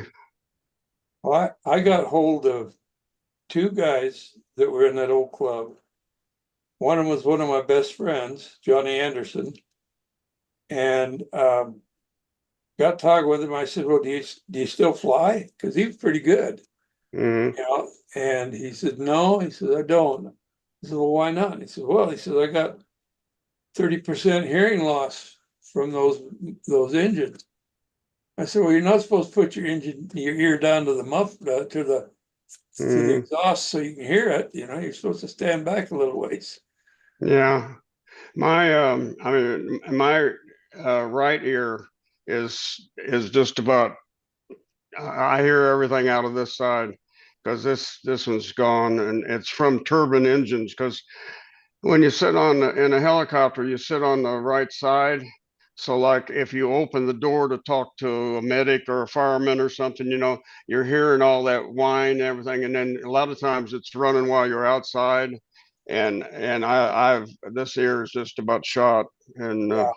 so it's all from those engines. Yeah, that noise will do something to your hearing. I mean, and I've noticed that a lot of people recently flying will put what do you call them, the little earplugs, put Yeah. earplugs in, and then put their helmet on, put the earplugs in first, and Yeah. so it helps to stop that noise.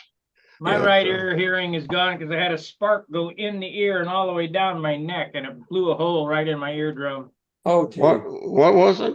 A spark. I was welding underneath Oh, a truck, and a spark oh, past my helmet into my ear and right down my neck, oh and my God. perforated the eardrum. So, and how they checked that is they took a tuning fork and put it on my nose and said, tell me which side you hear out of. And I heard out of this side, my right Yeah, ear.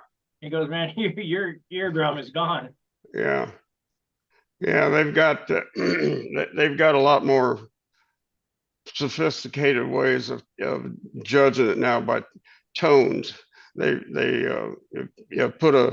put something in your ear, and then they'll make a tone. And can you hear it? No. Can you hear it? No. Can you hear it? No. Can you hear it? Yeah, I hear it now. And it. I asked him how he's going to fix it. And then he gave me a big long out doctor spiel. I said, no, I'm a mechanic. Put it to me in simple terms. We're going to cut your ear off, peel it back, fix it, and sew it back on. I said, forget it. I'm too old. Oh my God. Was he serious or just joking? No, you're serious. Oh my God. Yeah, they cut it off, they fold it, they cut your ear off and fold it back. And then fix Oh, the eardrum and then put it back and sew it back together. No, thanks, I'm good. no, yeah, I think I'd rather just get a hearing aid or something, you know. I had, Be a lot better than having that. Jeez. Well, Stuart, you're awful quiet tonight. What's going on with you? I'm We ain't starting heard Gary either. and getting stuff ready to go. Are you So- coming to in Muncie? Yep. Oh, Yeah. are you? Oh, good. Uh, Good deal. taking me down on an old bus. But it's Yeah. stuff inside, like it's a camper thing, but it's It's in one of them old VW buses, is it? One painted up with flowers on the side and, you know, peace and love and all that stuff from the good old days of the 60s. yeah, Yeah. bus Yeah. is not old. It's- Gary remembers that, don't you, Gary? Yeah. Yeah. See, he remembers the old love buses. Yeah. Yeah. I always wanted the pickup truck version of the bus. Oh yeah, I didn't know they made a VW Oh, yeah, pickup. that's a Yeah. rare one. Hmm. That deck on there and the sides would fold down, so you had a flatbed or you had a Really? bed, yeah. Huh. Friend of mine had one of those buses, VW bus, and he'd take it down to, he owned some property on the lake, and he'd take it down to the lake and spend the weekend. See, and his wife knew he was playing around, so the VW bus got sold. She knew what he was doing. Take his tools away from him, yeah. Yeah. Well, I've got one of those Toyota chassis mounted camper setups. Oh, do you? Yeah. And it's in good running condition. I've taken it out east 3 times, out to the East Coast and down Yeah. to Georgia and then back across. And it doesn't, it only has a 4-cylinder in it. So it only does about, well, let's puff it at 65. It'll get Yeah. up to 70 if it's got a little. Yeah. 4-cylinder. Yeah. But you know what? It gets 15 miles to the gallon. Oh, That Navy, yeah, that looks good. He's showing, you guys see that picture? Can you see that? yep. Yeah, that's my Navy on. Now there's a bus. that's what Oh we're my cruising. God, that is a bus. Yeah. Oh, wow. Gee So whiz. that's you can Doesn't have VW on the front, does it? No.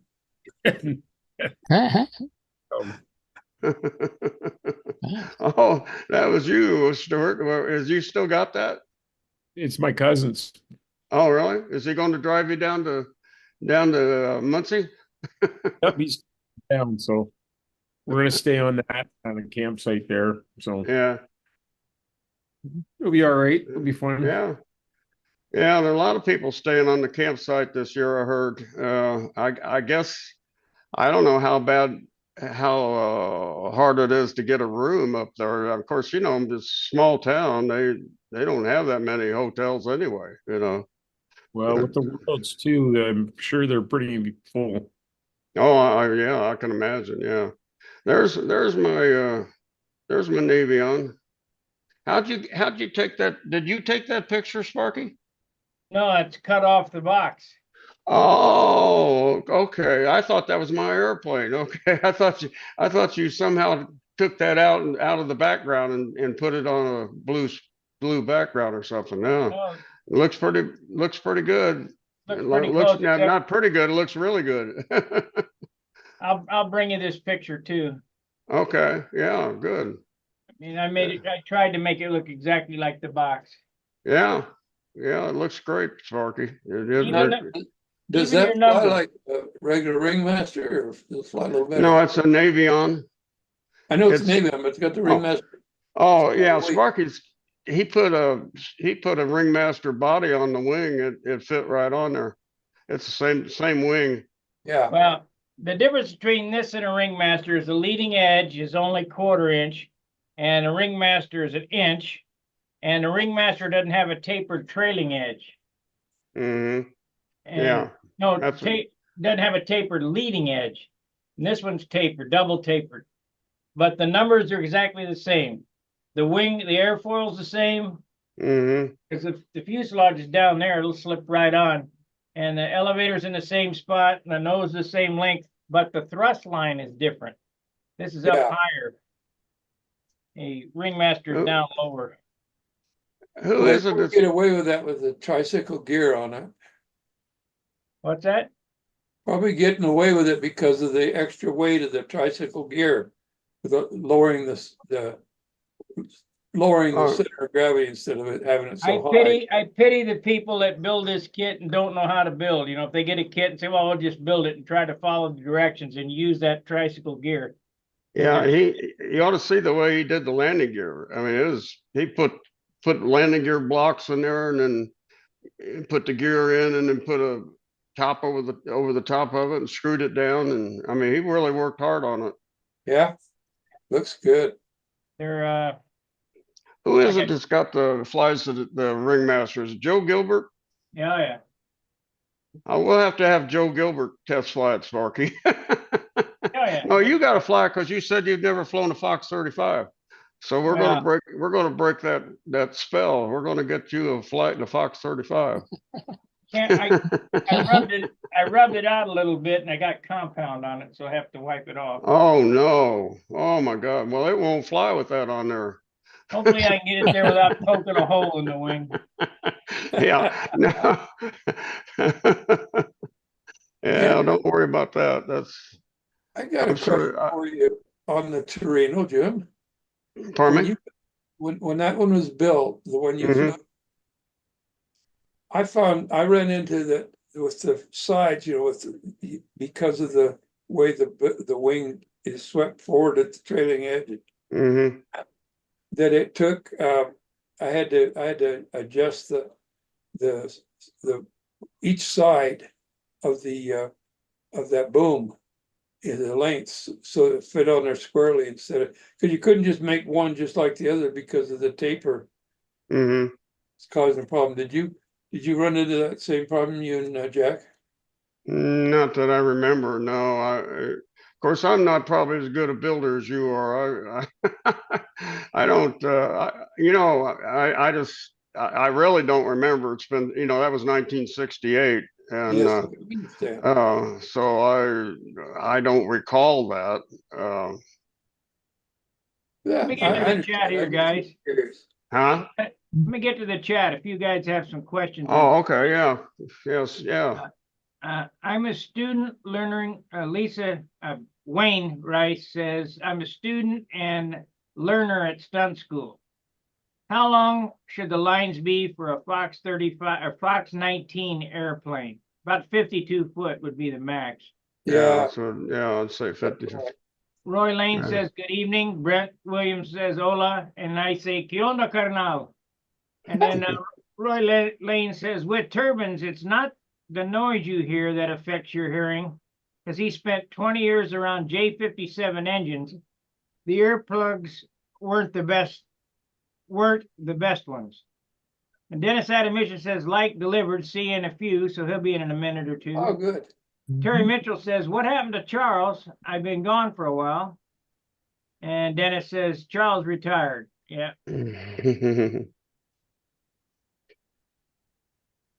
Yeah, I figured I'd be seeing Dennis tomorrow, probably. He'll probably, he's closer to Muncie than I am. He's, I don't know, it couldn't be more than about, I'll have to ask him, but I'm thinking it's probably about 50 miles, 55 miles, for Dennis. How far are you from I think it's around 60 miles. So it's an hour drive. But it's all interstate though, Sparky. I'll show you how to get around the north side of the city. And then you pick up 69, you go straight up, and then you get off on 30, 32, 35. I don't know. You'll have to map that out because I don't know what road it is. I mean, I know it when I see it, but I don't remember what number it is. And then that takes you around to the AMA. You just stay on that one road and follow it around, and it makes a turn to the north. Let's see. Yeah, no, it'd be south. No, it'd be north. Yeah, takes a turn to the north. And, North is up, south is down. yeah, You're down. Muncie is up. yeah, right. There's Dennis. There's Denny. Jim, it's Hey. north till you smell it and east till you step in it. Okay. Oh, I see. Is that how it goes? Okay. Yeah. How far? We're just discussing how far away you are from About Muncie. 85 miles. Oh, well, you're farther than I am then. Okay, I'm only about 60 miles. Okay. See, I thought you were closer than me. No, it's about Hmm. Muncie's a little over halfway. So Oh, of course it depends what side of Indy you're on and stuff like that. well, on see, four- that's If you're on the I- south side, got to take 465. That could be a lot closer than you are. So well, we're going to have to take 465 to the north. I live out by the airport, and I used to live in a little area up northeast called Noblesville. I could be at AMA in 30 minutes. Yep. Yeah, I'm after leaving Noblesville, but yeah, I'm out by the airport now. But it's really like I was saying, it's all interstate all the way around. Then you get 69 and go north on 69. Do you know what road that is that you turn off of 69 to go to? I don't know. I can never remember. I think it's 28. I don't know. No, 20 35, isn't it? That's what I thought it was like. I thought it was 35, but I'm not really It might sure. be, But it might be. I thought 35. Oh, I I thought think 35 was the north-south route, but you could be right. yeah, we'll have to map it out. I got a map. It's in my phone. Get me there. Make a Yeah. left turn now. You're going to cheat. See, I go the hard way. I'm like a pioneer. I I take wrong turns and have to turn around. Yeah. Get to see more of the country that way. Well, I'll tell you Yeah, what. there you The go. Yeah. GPS is not all what it cracked up to be. The first year I went to Brodax, I used the GPS, a Garmin GPS, and it Yeah. said, make a left turn here. Okay, make a left turn. And I'm in a farmer's field. I had to cut across the farmer's field, and I came Yeah. out by the drive-in, right straight out into the drive-in. So I learned at 88, go down to 88 till you hit Sheets, and then turn left, and you're right there. There you go. And don't hit any sheep. No.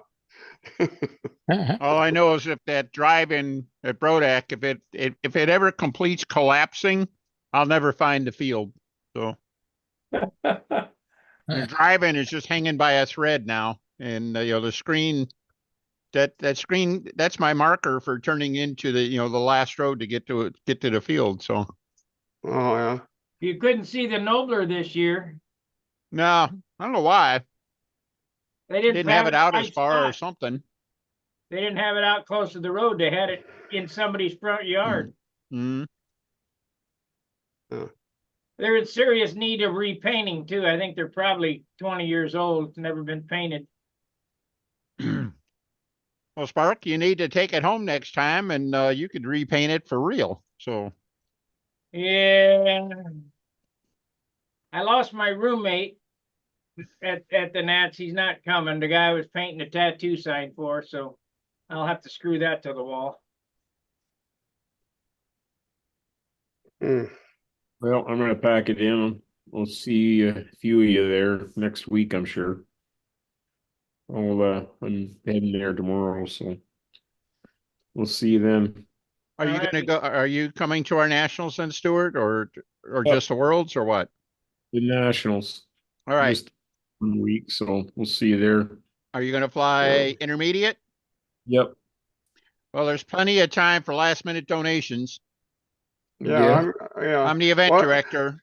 Plenty of time for last minute donations. Oh, So, for intermediate. Yep. What would you like, Stuart? Huh? What would you like? I'm going to bring a bunch of stuff up there for. What would you like? I don't know. But, That's not the kind well- of donation I have in mind, Jim. Holler. Well, think it Mark over. says, I'm Oh. running the event. I'm talking to the judges. I'm controlling the tabulators. Oh, I see. You're wanting the under the table, under the table Yeah. donations. I got you. Okay. I'll bring in nice beer. All right, Stuart. Well, we'll see you up there then. Mark All says it's Highway 32 east off of 69. 32. There you go. That was my first choice was 32. And then I said, well, maybe it's 35. Yeah. Yeah. So, Denny, One of them roads, just grab one and go. Mhm. well, I'd stay up there and split the room with you, Sparky, but I gotta come home and feed the dog. So All right. I gotta come home every night. Denny, do you get more airtime on your new motor or airplane? I did. It's almost flying now. So Really? Is it almost happy? almost happy. I got a last, I'm happy enough that I put, oh, not a lot to see there. If you can see that or not, put the name and AMA number on it and, that. whatever. But I had a devil of a time. I had what I thought was a wing warp, and after I'd get the wings leveled, and it still seemed like it was flipping and rolling and everything like that. Says, oh well, the elevator must be twisted. I checked it, and it's dead straight. Then on a hunch, I said, well, I'm getting a roll whenever I'd move the elevator. All right. And Mhm. I took a look at it. I just twisted the elevator, Mhm. and I got what I needed. Hmm. Now I looked at it again, and the tip balances are neutral now, even though at the center it looks like it's crooked. So I must have some kind of a twist in the one or both of the elevators or something like that was leading me astray. So any So rate, you I have think you I got tested it it? pretty good now. Have you So tested it since then? And did that take care of it? yeah, I got it in. Got a couple of good flights after that, so I'm pretty happy with that. I couldn't see what kind of airplane it was. What is it, Dennis? Hmm. It is just one of mine. Let me set it down. Whenever I do this, my lighting is horrible, so I apologize ahead of time.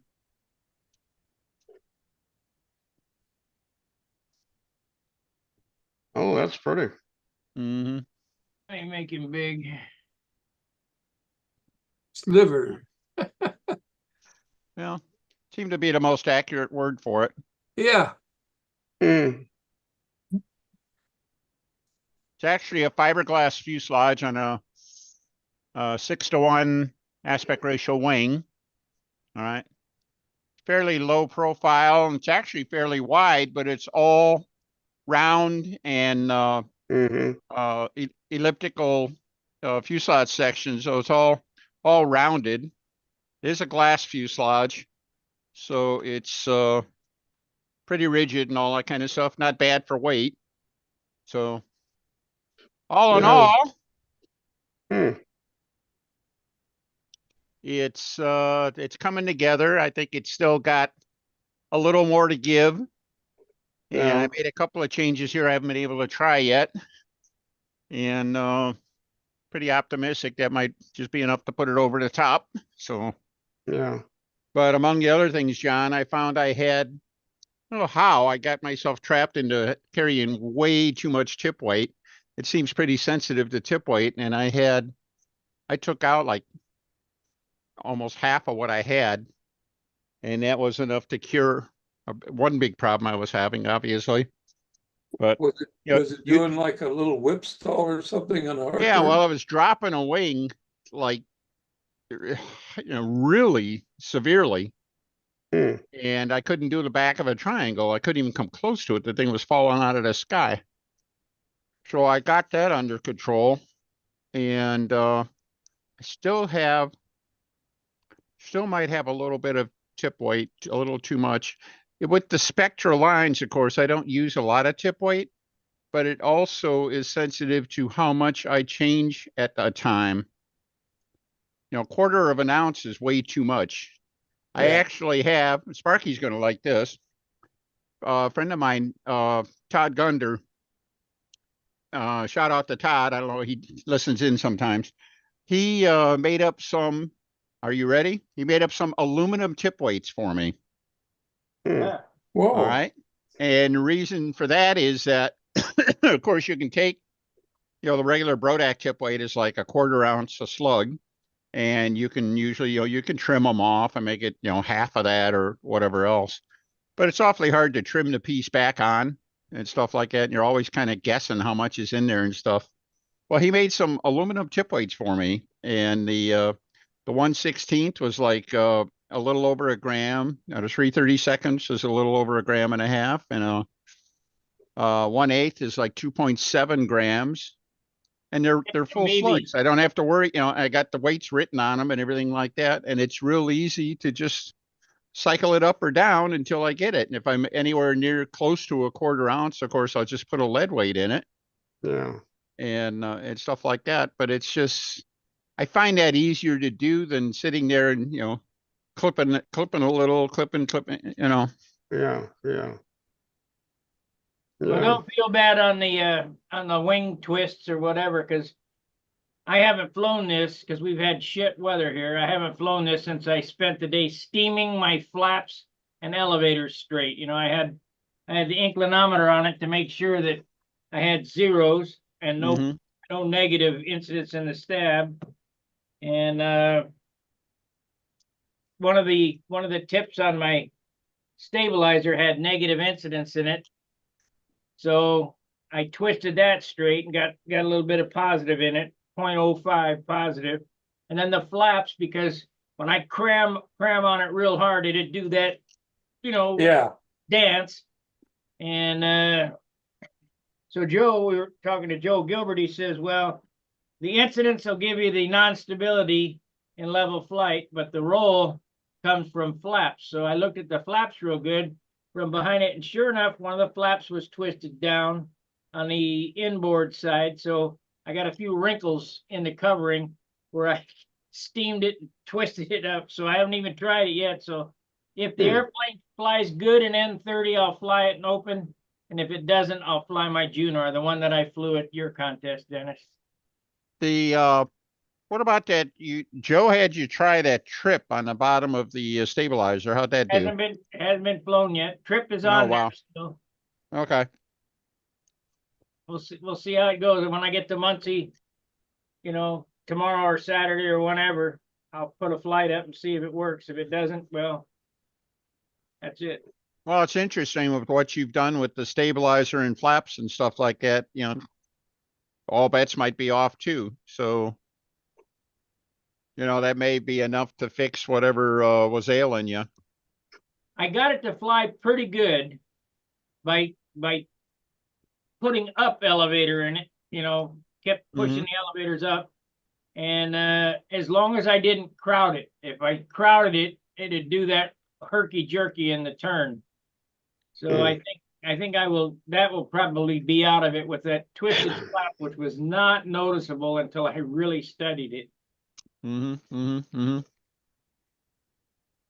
Well, what I need to do is take some popsicle sticks and stick them on the elevator, the middle, the tip, and at the root, and see where they're pointing. And I think that's probably going to be the best way I can find if there's a twist in the elevator, and do that side to side. And that'll give me some idea, something to work on in the future. So. And I too was carrying way too much wingtip weight. I took half of it out. I had about an ounce in it, and figuring, I could get it out with tip weight. No, so I took half of that out, and it was better. It was flying relatively good when I quit flying it last week or whatever, because we haven't had any weather this week. Steve's already up at the Nats. So. Well, I lucked out for weather mostly by going in the morning. Midday to afternoons, it was pretty ugly. And we were had a chance of rain all week long. We didn't actually get it until today. So. Well, we had a chance of rain and it rained big time. Hey, Sparky, is the original Steve Smith coming to the Nationals? Oh yeah, he's judging. He'll be there. Oh, that's right. He's a judge, isn't he? I forgot about that. Yeah. Yeah. He judged I've judged with him several times. Yeah. He should have the Yeah. best looking ARF there this year. The green weenie. Hmm. There's very little ARF left in it. The wing. It's no different than buying a wing, a foam wing or something like that. He could probably Right. claim no ARF. Exactly. Except he didn't build it. I did.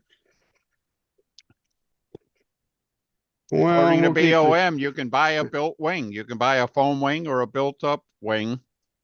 Right, but he didn't build it. I did. Doesn't matter. You can buy one that's already built, no matter who built it. Oh, well, okay, you built the rest of the airplane. Yeah, he There you didn't go. build anything. I just gave it to him. I guess there's videotape that backs that up too, huh? So, Oh yeah. well, what the hell? You should take it and fly it. You could fly it with BOM. That's all right. Sparky, can I share with Denny what I've been doing with his motor mount battery box? Well, let's see here. Go ahead. All right. Let me set it up. Go ahead, guys. I've got to set it up here first. Oh no, that's getting quick.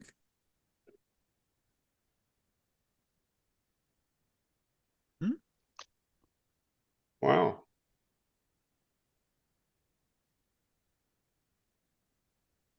No, I don't. What do you use it? Okay, I thought, let me see if I can move it. Yeah. This shows right in here.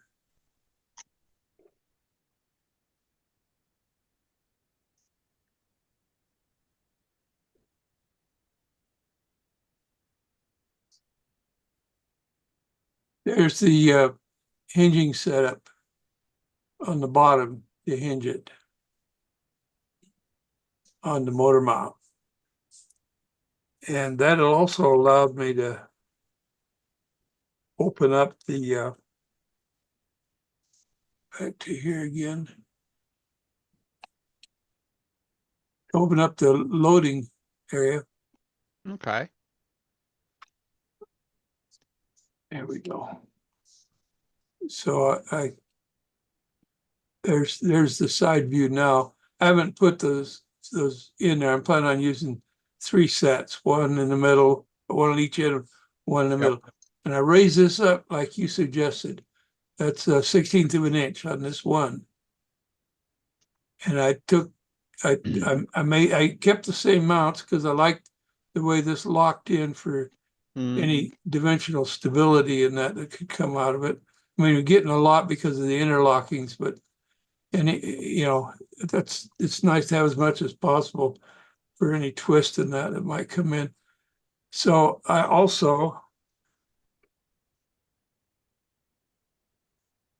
here's I only showed it on two of these because I didn't want to try to do it on all of them. But this is how I intend to do the openings, is bring it in, just scooped in and so that the air's not having to go like here. You're losing about half your effective area because it's got this 1/8 inch thick ring that's not in line with the airflow. So anyway, that's where I'm at with it now, Denny, and I think it's going to work out just fine. Think so too. I'm curious to see how that how you do with that hinge on it. I think that's a good idea. So Yeah, I do too. I'm hoping it works out well. you know, So anyway, now that I look at it, I'll bet you could put the pins on that coming in from one side, and you could right. take it so it would hinge open. But with the hinge, if you put just a pin on one side, you might be able to open it up, hinge it down, and then slide it off completely to get it out of the way if you're doing some intense work. You know what I mean? Yeah. Well, I was just thinking about using a rod going through. And so you could pull the rod completely out and just take it off that way. Mm-hmm. You know, I mean, the distance there is not too bad Mm-hmm. from say 6 here. inch. That's about 7 inches. Mm-hmm. So anyway, but I'm concerned here. I got a little venturi effect going on here, and I'm not sure that's the slope of the wing itself. And I was thinking about moving this up to here a little bit and open this end up a little bit. What do you think of that, Denny? Or do you think the venturi effect might have some good going for it?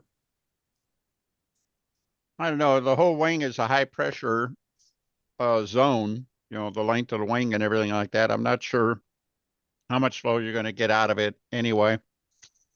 I liked running it with a flat surface and back. It's not terribly dramatic to look at or anything like that, but it was easy to make. And I didn't like joints in the surfaces. I thought it was stiffer without having, you know, the bend in it.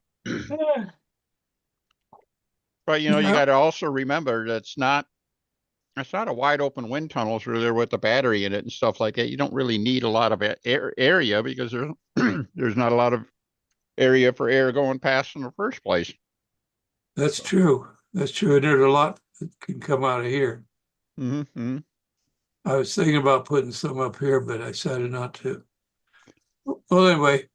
Yeah, I like having the top and the bottom solid because it reinforces to the fuselage. Besides, there's not a lot of area left once you know, glue it to the fuselage. You got just a little slot on it on top and bottom. Yeah, that's true. The holes in the side are more effective.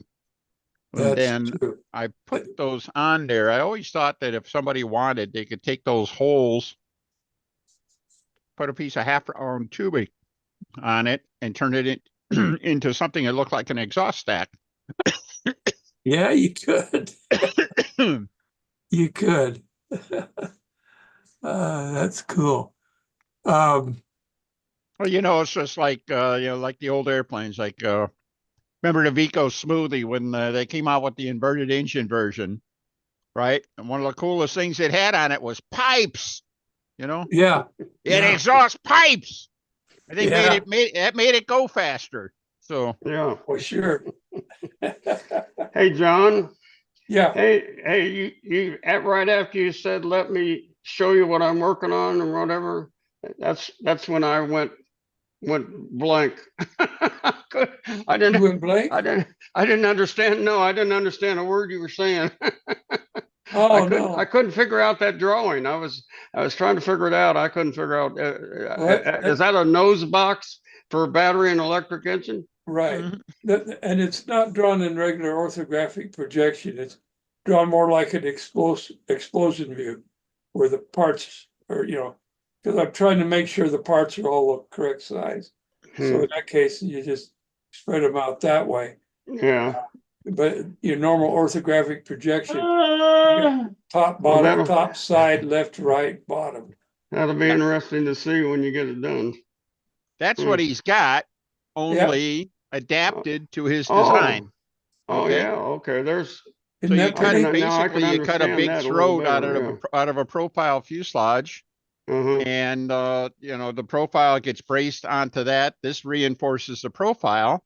Oh, okay. And he's also, this one is designed to get fit up against the wing, but his airplane is actually longer than this, so he add length to it. But basically, you cut the leading edge opening here, Okay. Yeah. and you know, so you got the profile fuselage, but you got this box braced up against the leading edge also, so you get a nice stiff front end. then it becomes that- bigger than a half inch at the nose ahead of the leading edge. They That's all all are. right, according to Every the single one rules. of them is. And then I have a removable hatch panel. Oh. And John thought it would be cool to take and make it a hinging panel. So that's what he was showing on his. I don't even know if I can make this work. On his, it'll open up like that. Put the battery in and then, you know, swing it back up. Mine is tabbed to the front and snaps in the back. So, well, yeah, that makes a lot more sense to me now, seeing that you know, in 3D there or whatever, you know, Yeah. and actually build up. And he's Yeah, he's I got was, it. He's I got was it in the lost. front there. Show him the front on that, Denny. Yeah. Kind of an oblique view.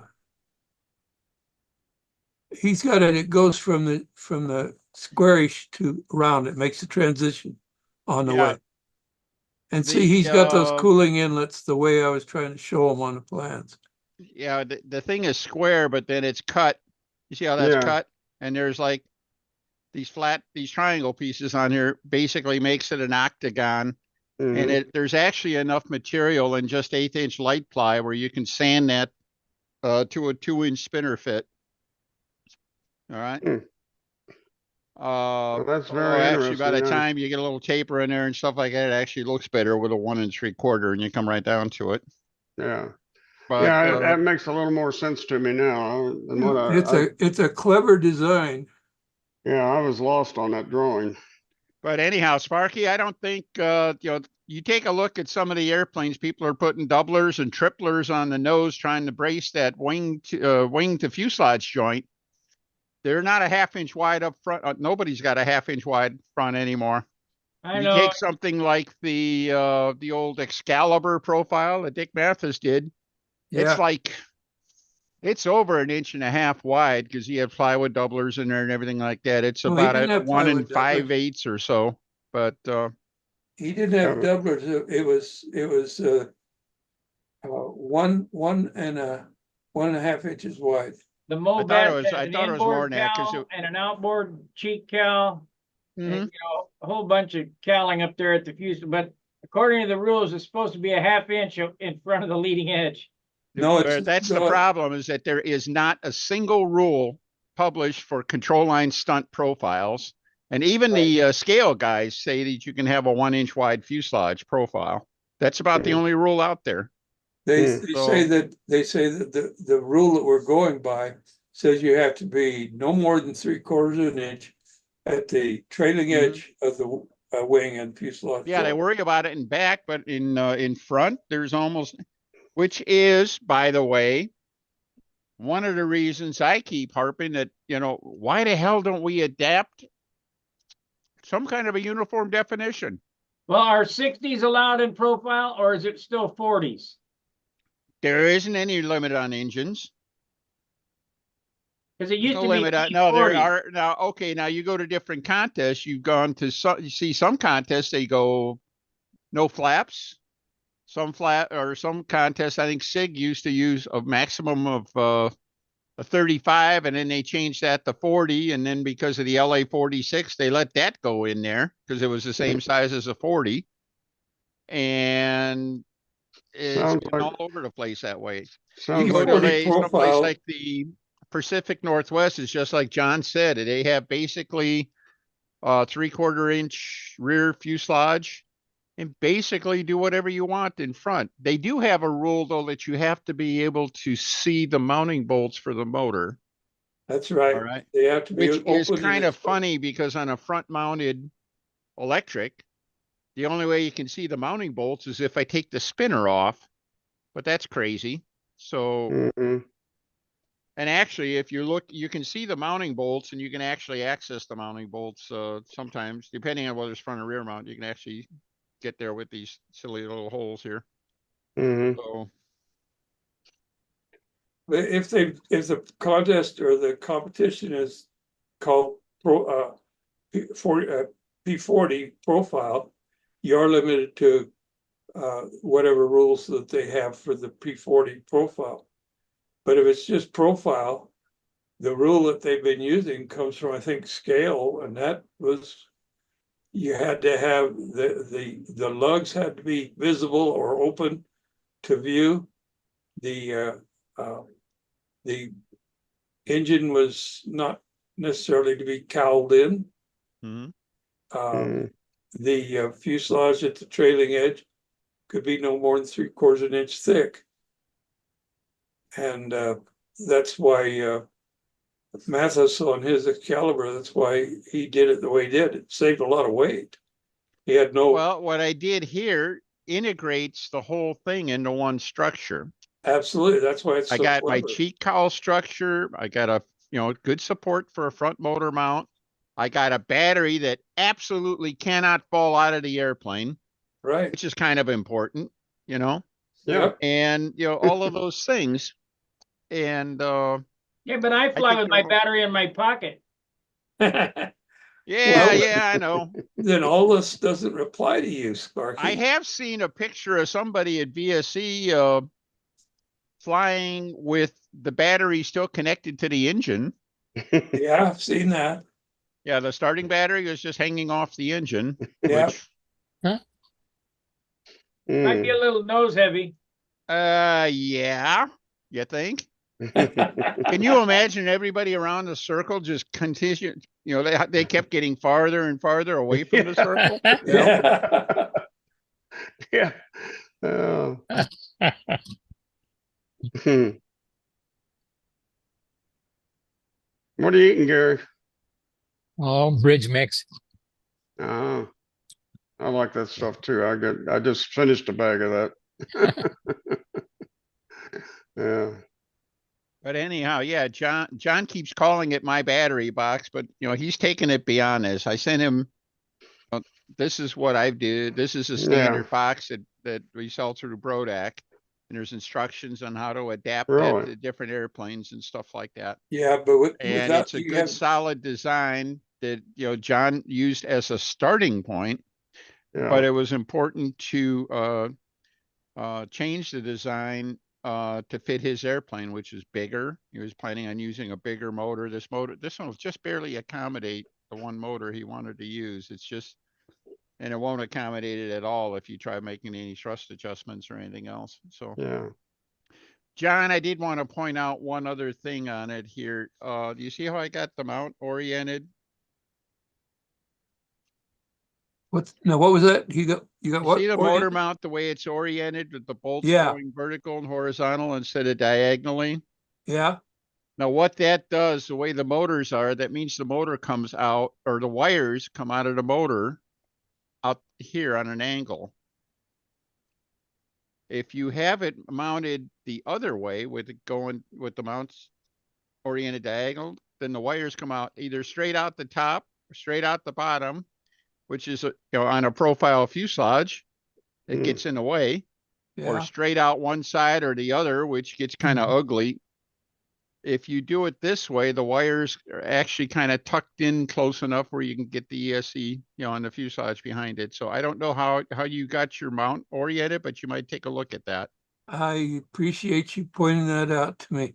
I also like the idea because if you want to put a little out thrust or down thrust or up thrust in there, it's real Real simple. easy to see what you're working with. But Yeah. yeah, here, let me grab a motor and you'll see what I mean. Hang on a second. Ugh.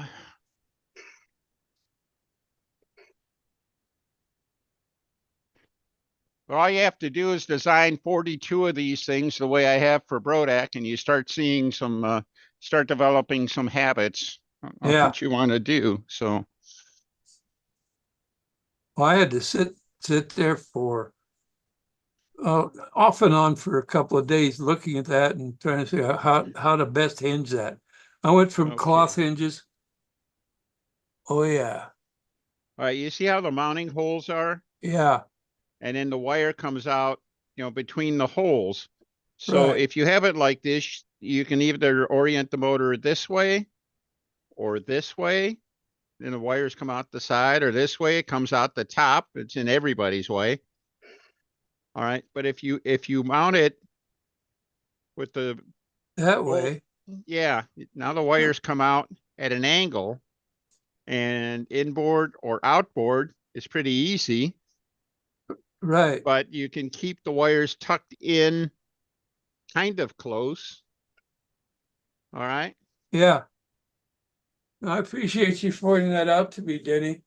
And like I was gonna say, yeah, I've messed with your design a little bit to marry it to my airframe. Yeah, well, I But- never said a word about that either. It just occurred to me here looking at this. I wasn't sure exactly what you had going for it. Let me see if I got one more thing. Ah,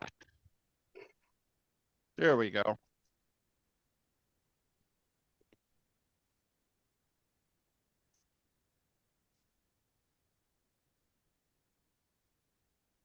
Finally. This really shows it up better.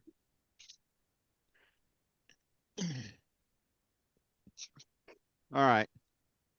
And Jim, this is that box adapted to a profile fuselage. Oh, I see. Yeah. Uh-huh. So you slide the wing in there and then you got the cheek cowls basically built right into it. All right. So you get, even though electrics aren't going to vibrate the same as a gas engine will, you Right. still need, it's still prone to being snaky, if you will. But if you, even these braces back here, that'll really stiffen it up. Okay, and then John, you see where the wires are coming? See how the bolts are oriented? Yep, Where the wires come out? yep, Mm-hmm. And of course, if you have it oriented the other way, then you're going to get stuck with the wires coming out on the other quarter. right. So I like that, because then you bring the wires right back, have your ESC right underneath there. yeah, the ESC can go right under there. Yeah. There's a lot of guys like using cheek cowls and stuff like that. I'm not crazy about them. Mm-hmm. Only because it's that much thrash, and this is a profile airplane, right? Right. So I actually kind of like mounting the ESC on a profile, either here or even here, because it cools like crazy. All right, it's right out in the Yeah. open airflow. You put it on the bottom of the fuselage, and it gets almost invisible. You come right down to it. So that's what I'm Pretty fond neat. of. But Yeah, it all makes sense to me now. I now, especially now that I see it on a fuselage. yeah. Yeah. And then this is the box. Oops. Get it the right direction. Mm-hmm. There's the box. And then I made it 10.5 inches long, because that'll fit most fuselages. John's is 11 inches, John? Something like that, yeah. Yeah. So he needed more length. And then of course he needed a little more width for bigger motor, bigger battery and stuff. This will work up to a 5-cell battery, or you can actually use a 6-cell battery if you just leave the door off. The battery will stick out the side a little bit, which doesn't hurt anything, but it, whatever. What type of fuselage is that? Is that a ringmaster or what? This No. was a Mobest? no, a Tanager. Canister. Nice Tanager is Tanager. the Brodak profile. No, really? Yeah, it's I've never heard of it. and what it is, the Tanager was the profile version of the Accentor, and the Accentor was the Super Powwow that Tony Drago used to kit. Oh yeah, yeah. Which was a Palmer Powwow, 10% bigger or something like that. All right, now one thing I did do on this, and since I had planned on changing it anyway, the Powwow and the Tanager had the wing mounted lower on the fuselage, and I filled in the original wing opening and raised the wing up some. That's inline, isn't it? It's not quite inline. It's about I forget. I think it's about still about a ½ inch below, maybe a ¼ inch below. I'd have to double check that. But from there to about there, yeah, it's about a ¼ inch low. The fuselage has got a big split down through there where that box sorry, fits again? in. Does the Yeah. fuselage have a big split all the way down from the wing to Yep. the front? Yep. Okay. Yeah, I built the front of the fuselage with the plywood doublers and stuff, and then cut out a 2-inch wide Okay. piece out of it, which is a terrible thing to do to a profile fuselage, right? But when you take that and then glue this box back into it, you get it all back, and this thing is really, really stiff already by itself. And of course, when you get it to brace up against the wing, it's going to be, the total combination is going to be very robust. Yeah. So it's going to work real well. Yeah, that's pretty neat. I Very like that. clever design you came up with. Yeah. Danny. How Is many that set million up dollars did for, Brodak give you for that? I'm sorry? How many $1 million did Brodak give you for that? Fortune and glory, Sparky, fortune and glory. I get to show off at the chat room twice a There week. you go. This thing, I've had this thing in several chats to show it off and stuff like that. And they do sell a lot of these boxes from what I'm told. A lot of people like it because it's not that hard, frankly. It's 2 inches wide, which is the same width as a classic airplane. All right. Right. Now it's a light ply box, so it's a little more than you need in a full fuselage airplane and everything like that. But you could still use probably hollow it out even more and stuff like that. You could still use it like plywood doublers in I even thought that doubler Aries or something like that, and all I the even pieces thought will that still fit. So Oh, I even thought that you might be able to use hard balsa. did you say that Brodex sells those? yeah, You don't know, need that. no. I just was curious because, all the profile electrics that I've seen, you've got the battery hanging there and the motor and the wires and, that'll be pretty neat there. If you want to build a profile, that box will look pretty sharp. It does. Mm-hmm. it can. Let's put it that way. Yeah. And I would argue, and especially on, like I said, you can round. Well, that's what it looks like with the nose all rounded off. All right. Yeah. And you just round off the corners and stuff. It takes a lot of the weight, if you will, away from the look. It's actually lighter than a regular profile fuselage would be too, because the maple beams on a regular profile fuselage are actually pretty heavy. And this still has, this fuselage called for 16 plywood doublers. I keep the plywood doublers because I am cutting all that out. But what I'm left with is the fuselage that's left with the plywood doublers is a pretty robust piece of wood to glue to the top of that box. So when you get it all tied together, it's glued together with Titebond. I don't even epoxy it. But the Titebond is really, really good on the light ply, and it's good on balsa and everything like that. And it's got a toughness to it that's nice to work with, and it's not overly heavy.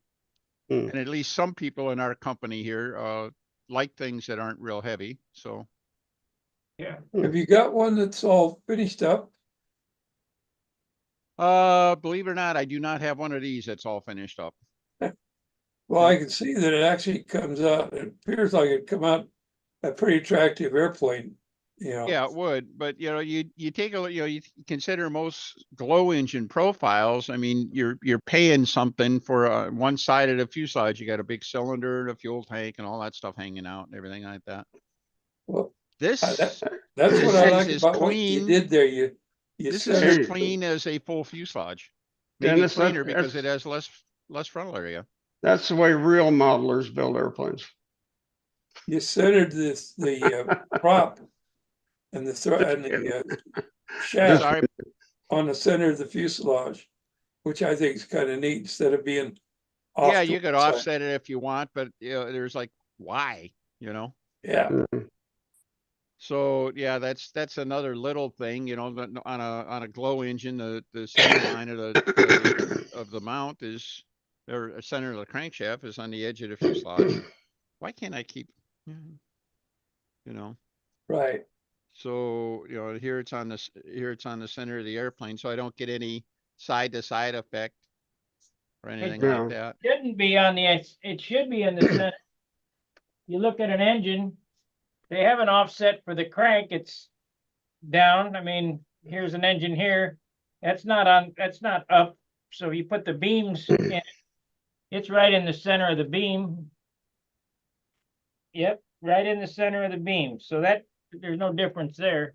What engine do you have there? There's a Super Tiger 60. Yeah, okay, but it'll be off by half of the thickness of the fuselage is what I'm saying. It'll be on the side of the fuselage. This is in the center of the fuselage. That's all we were trying to get to.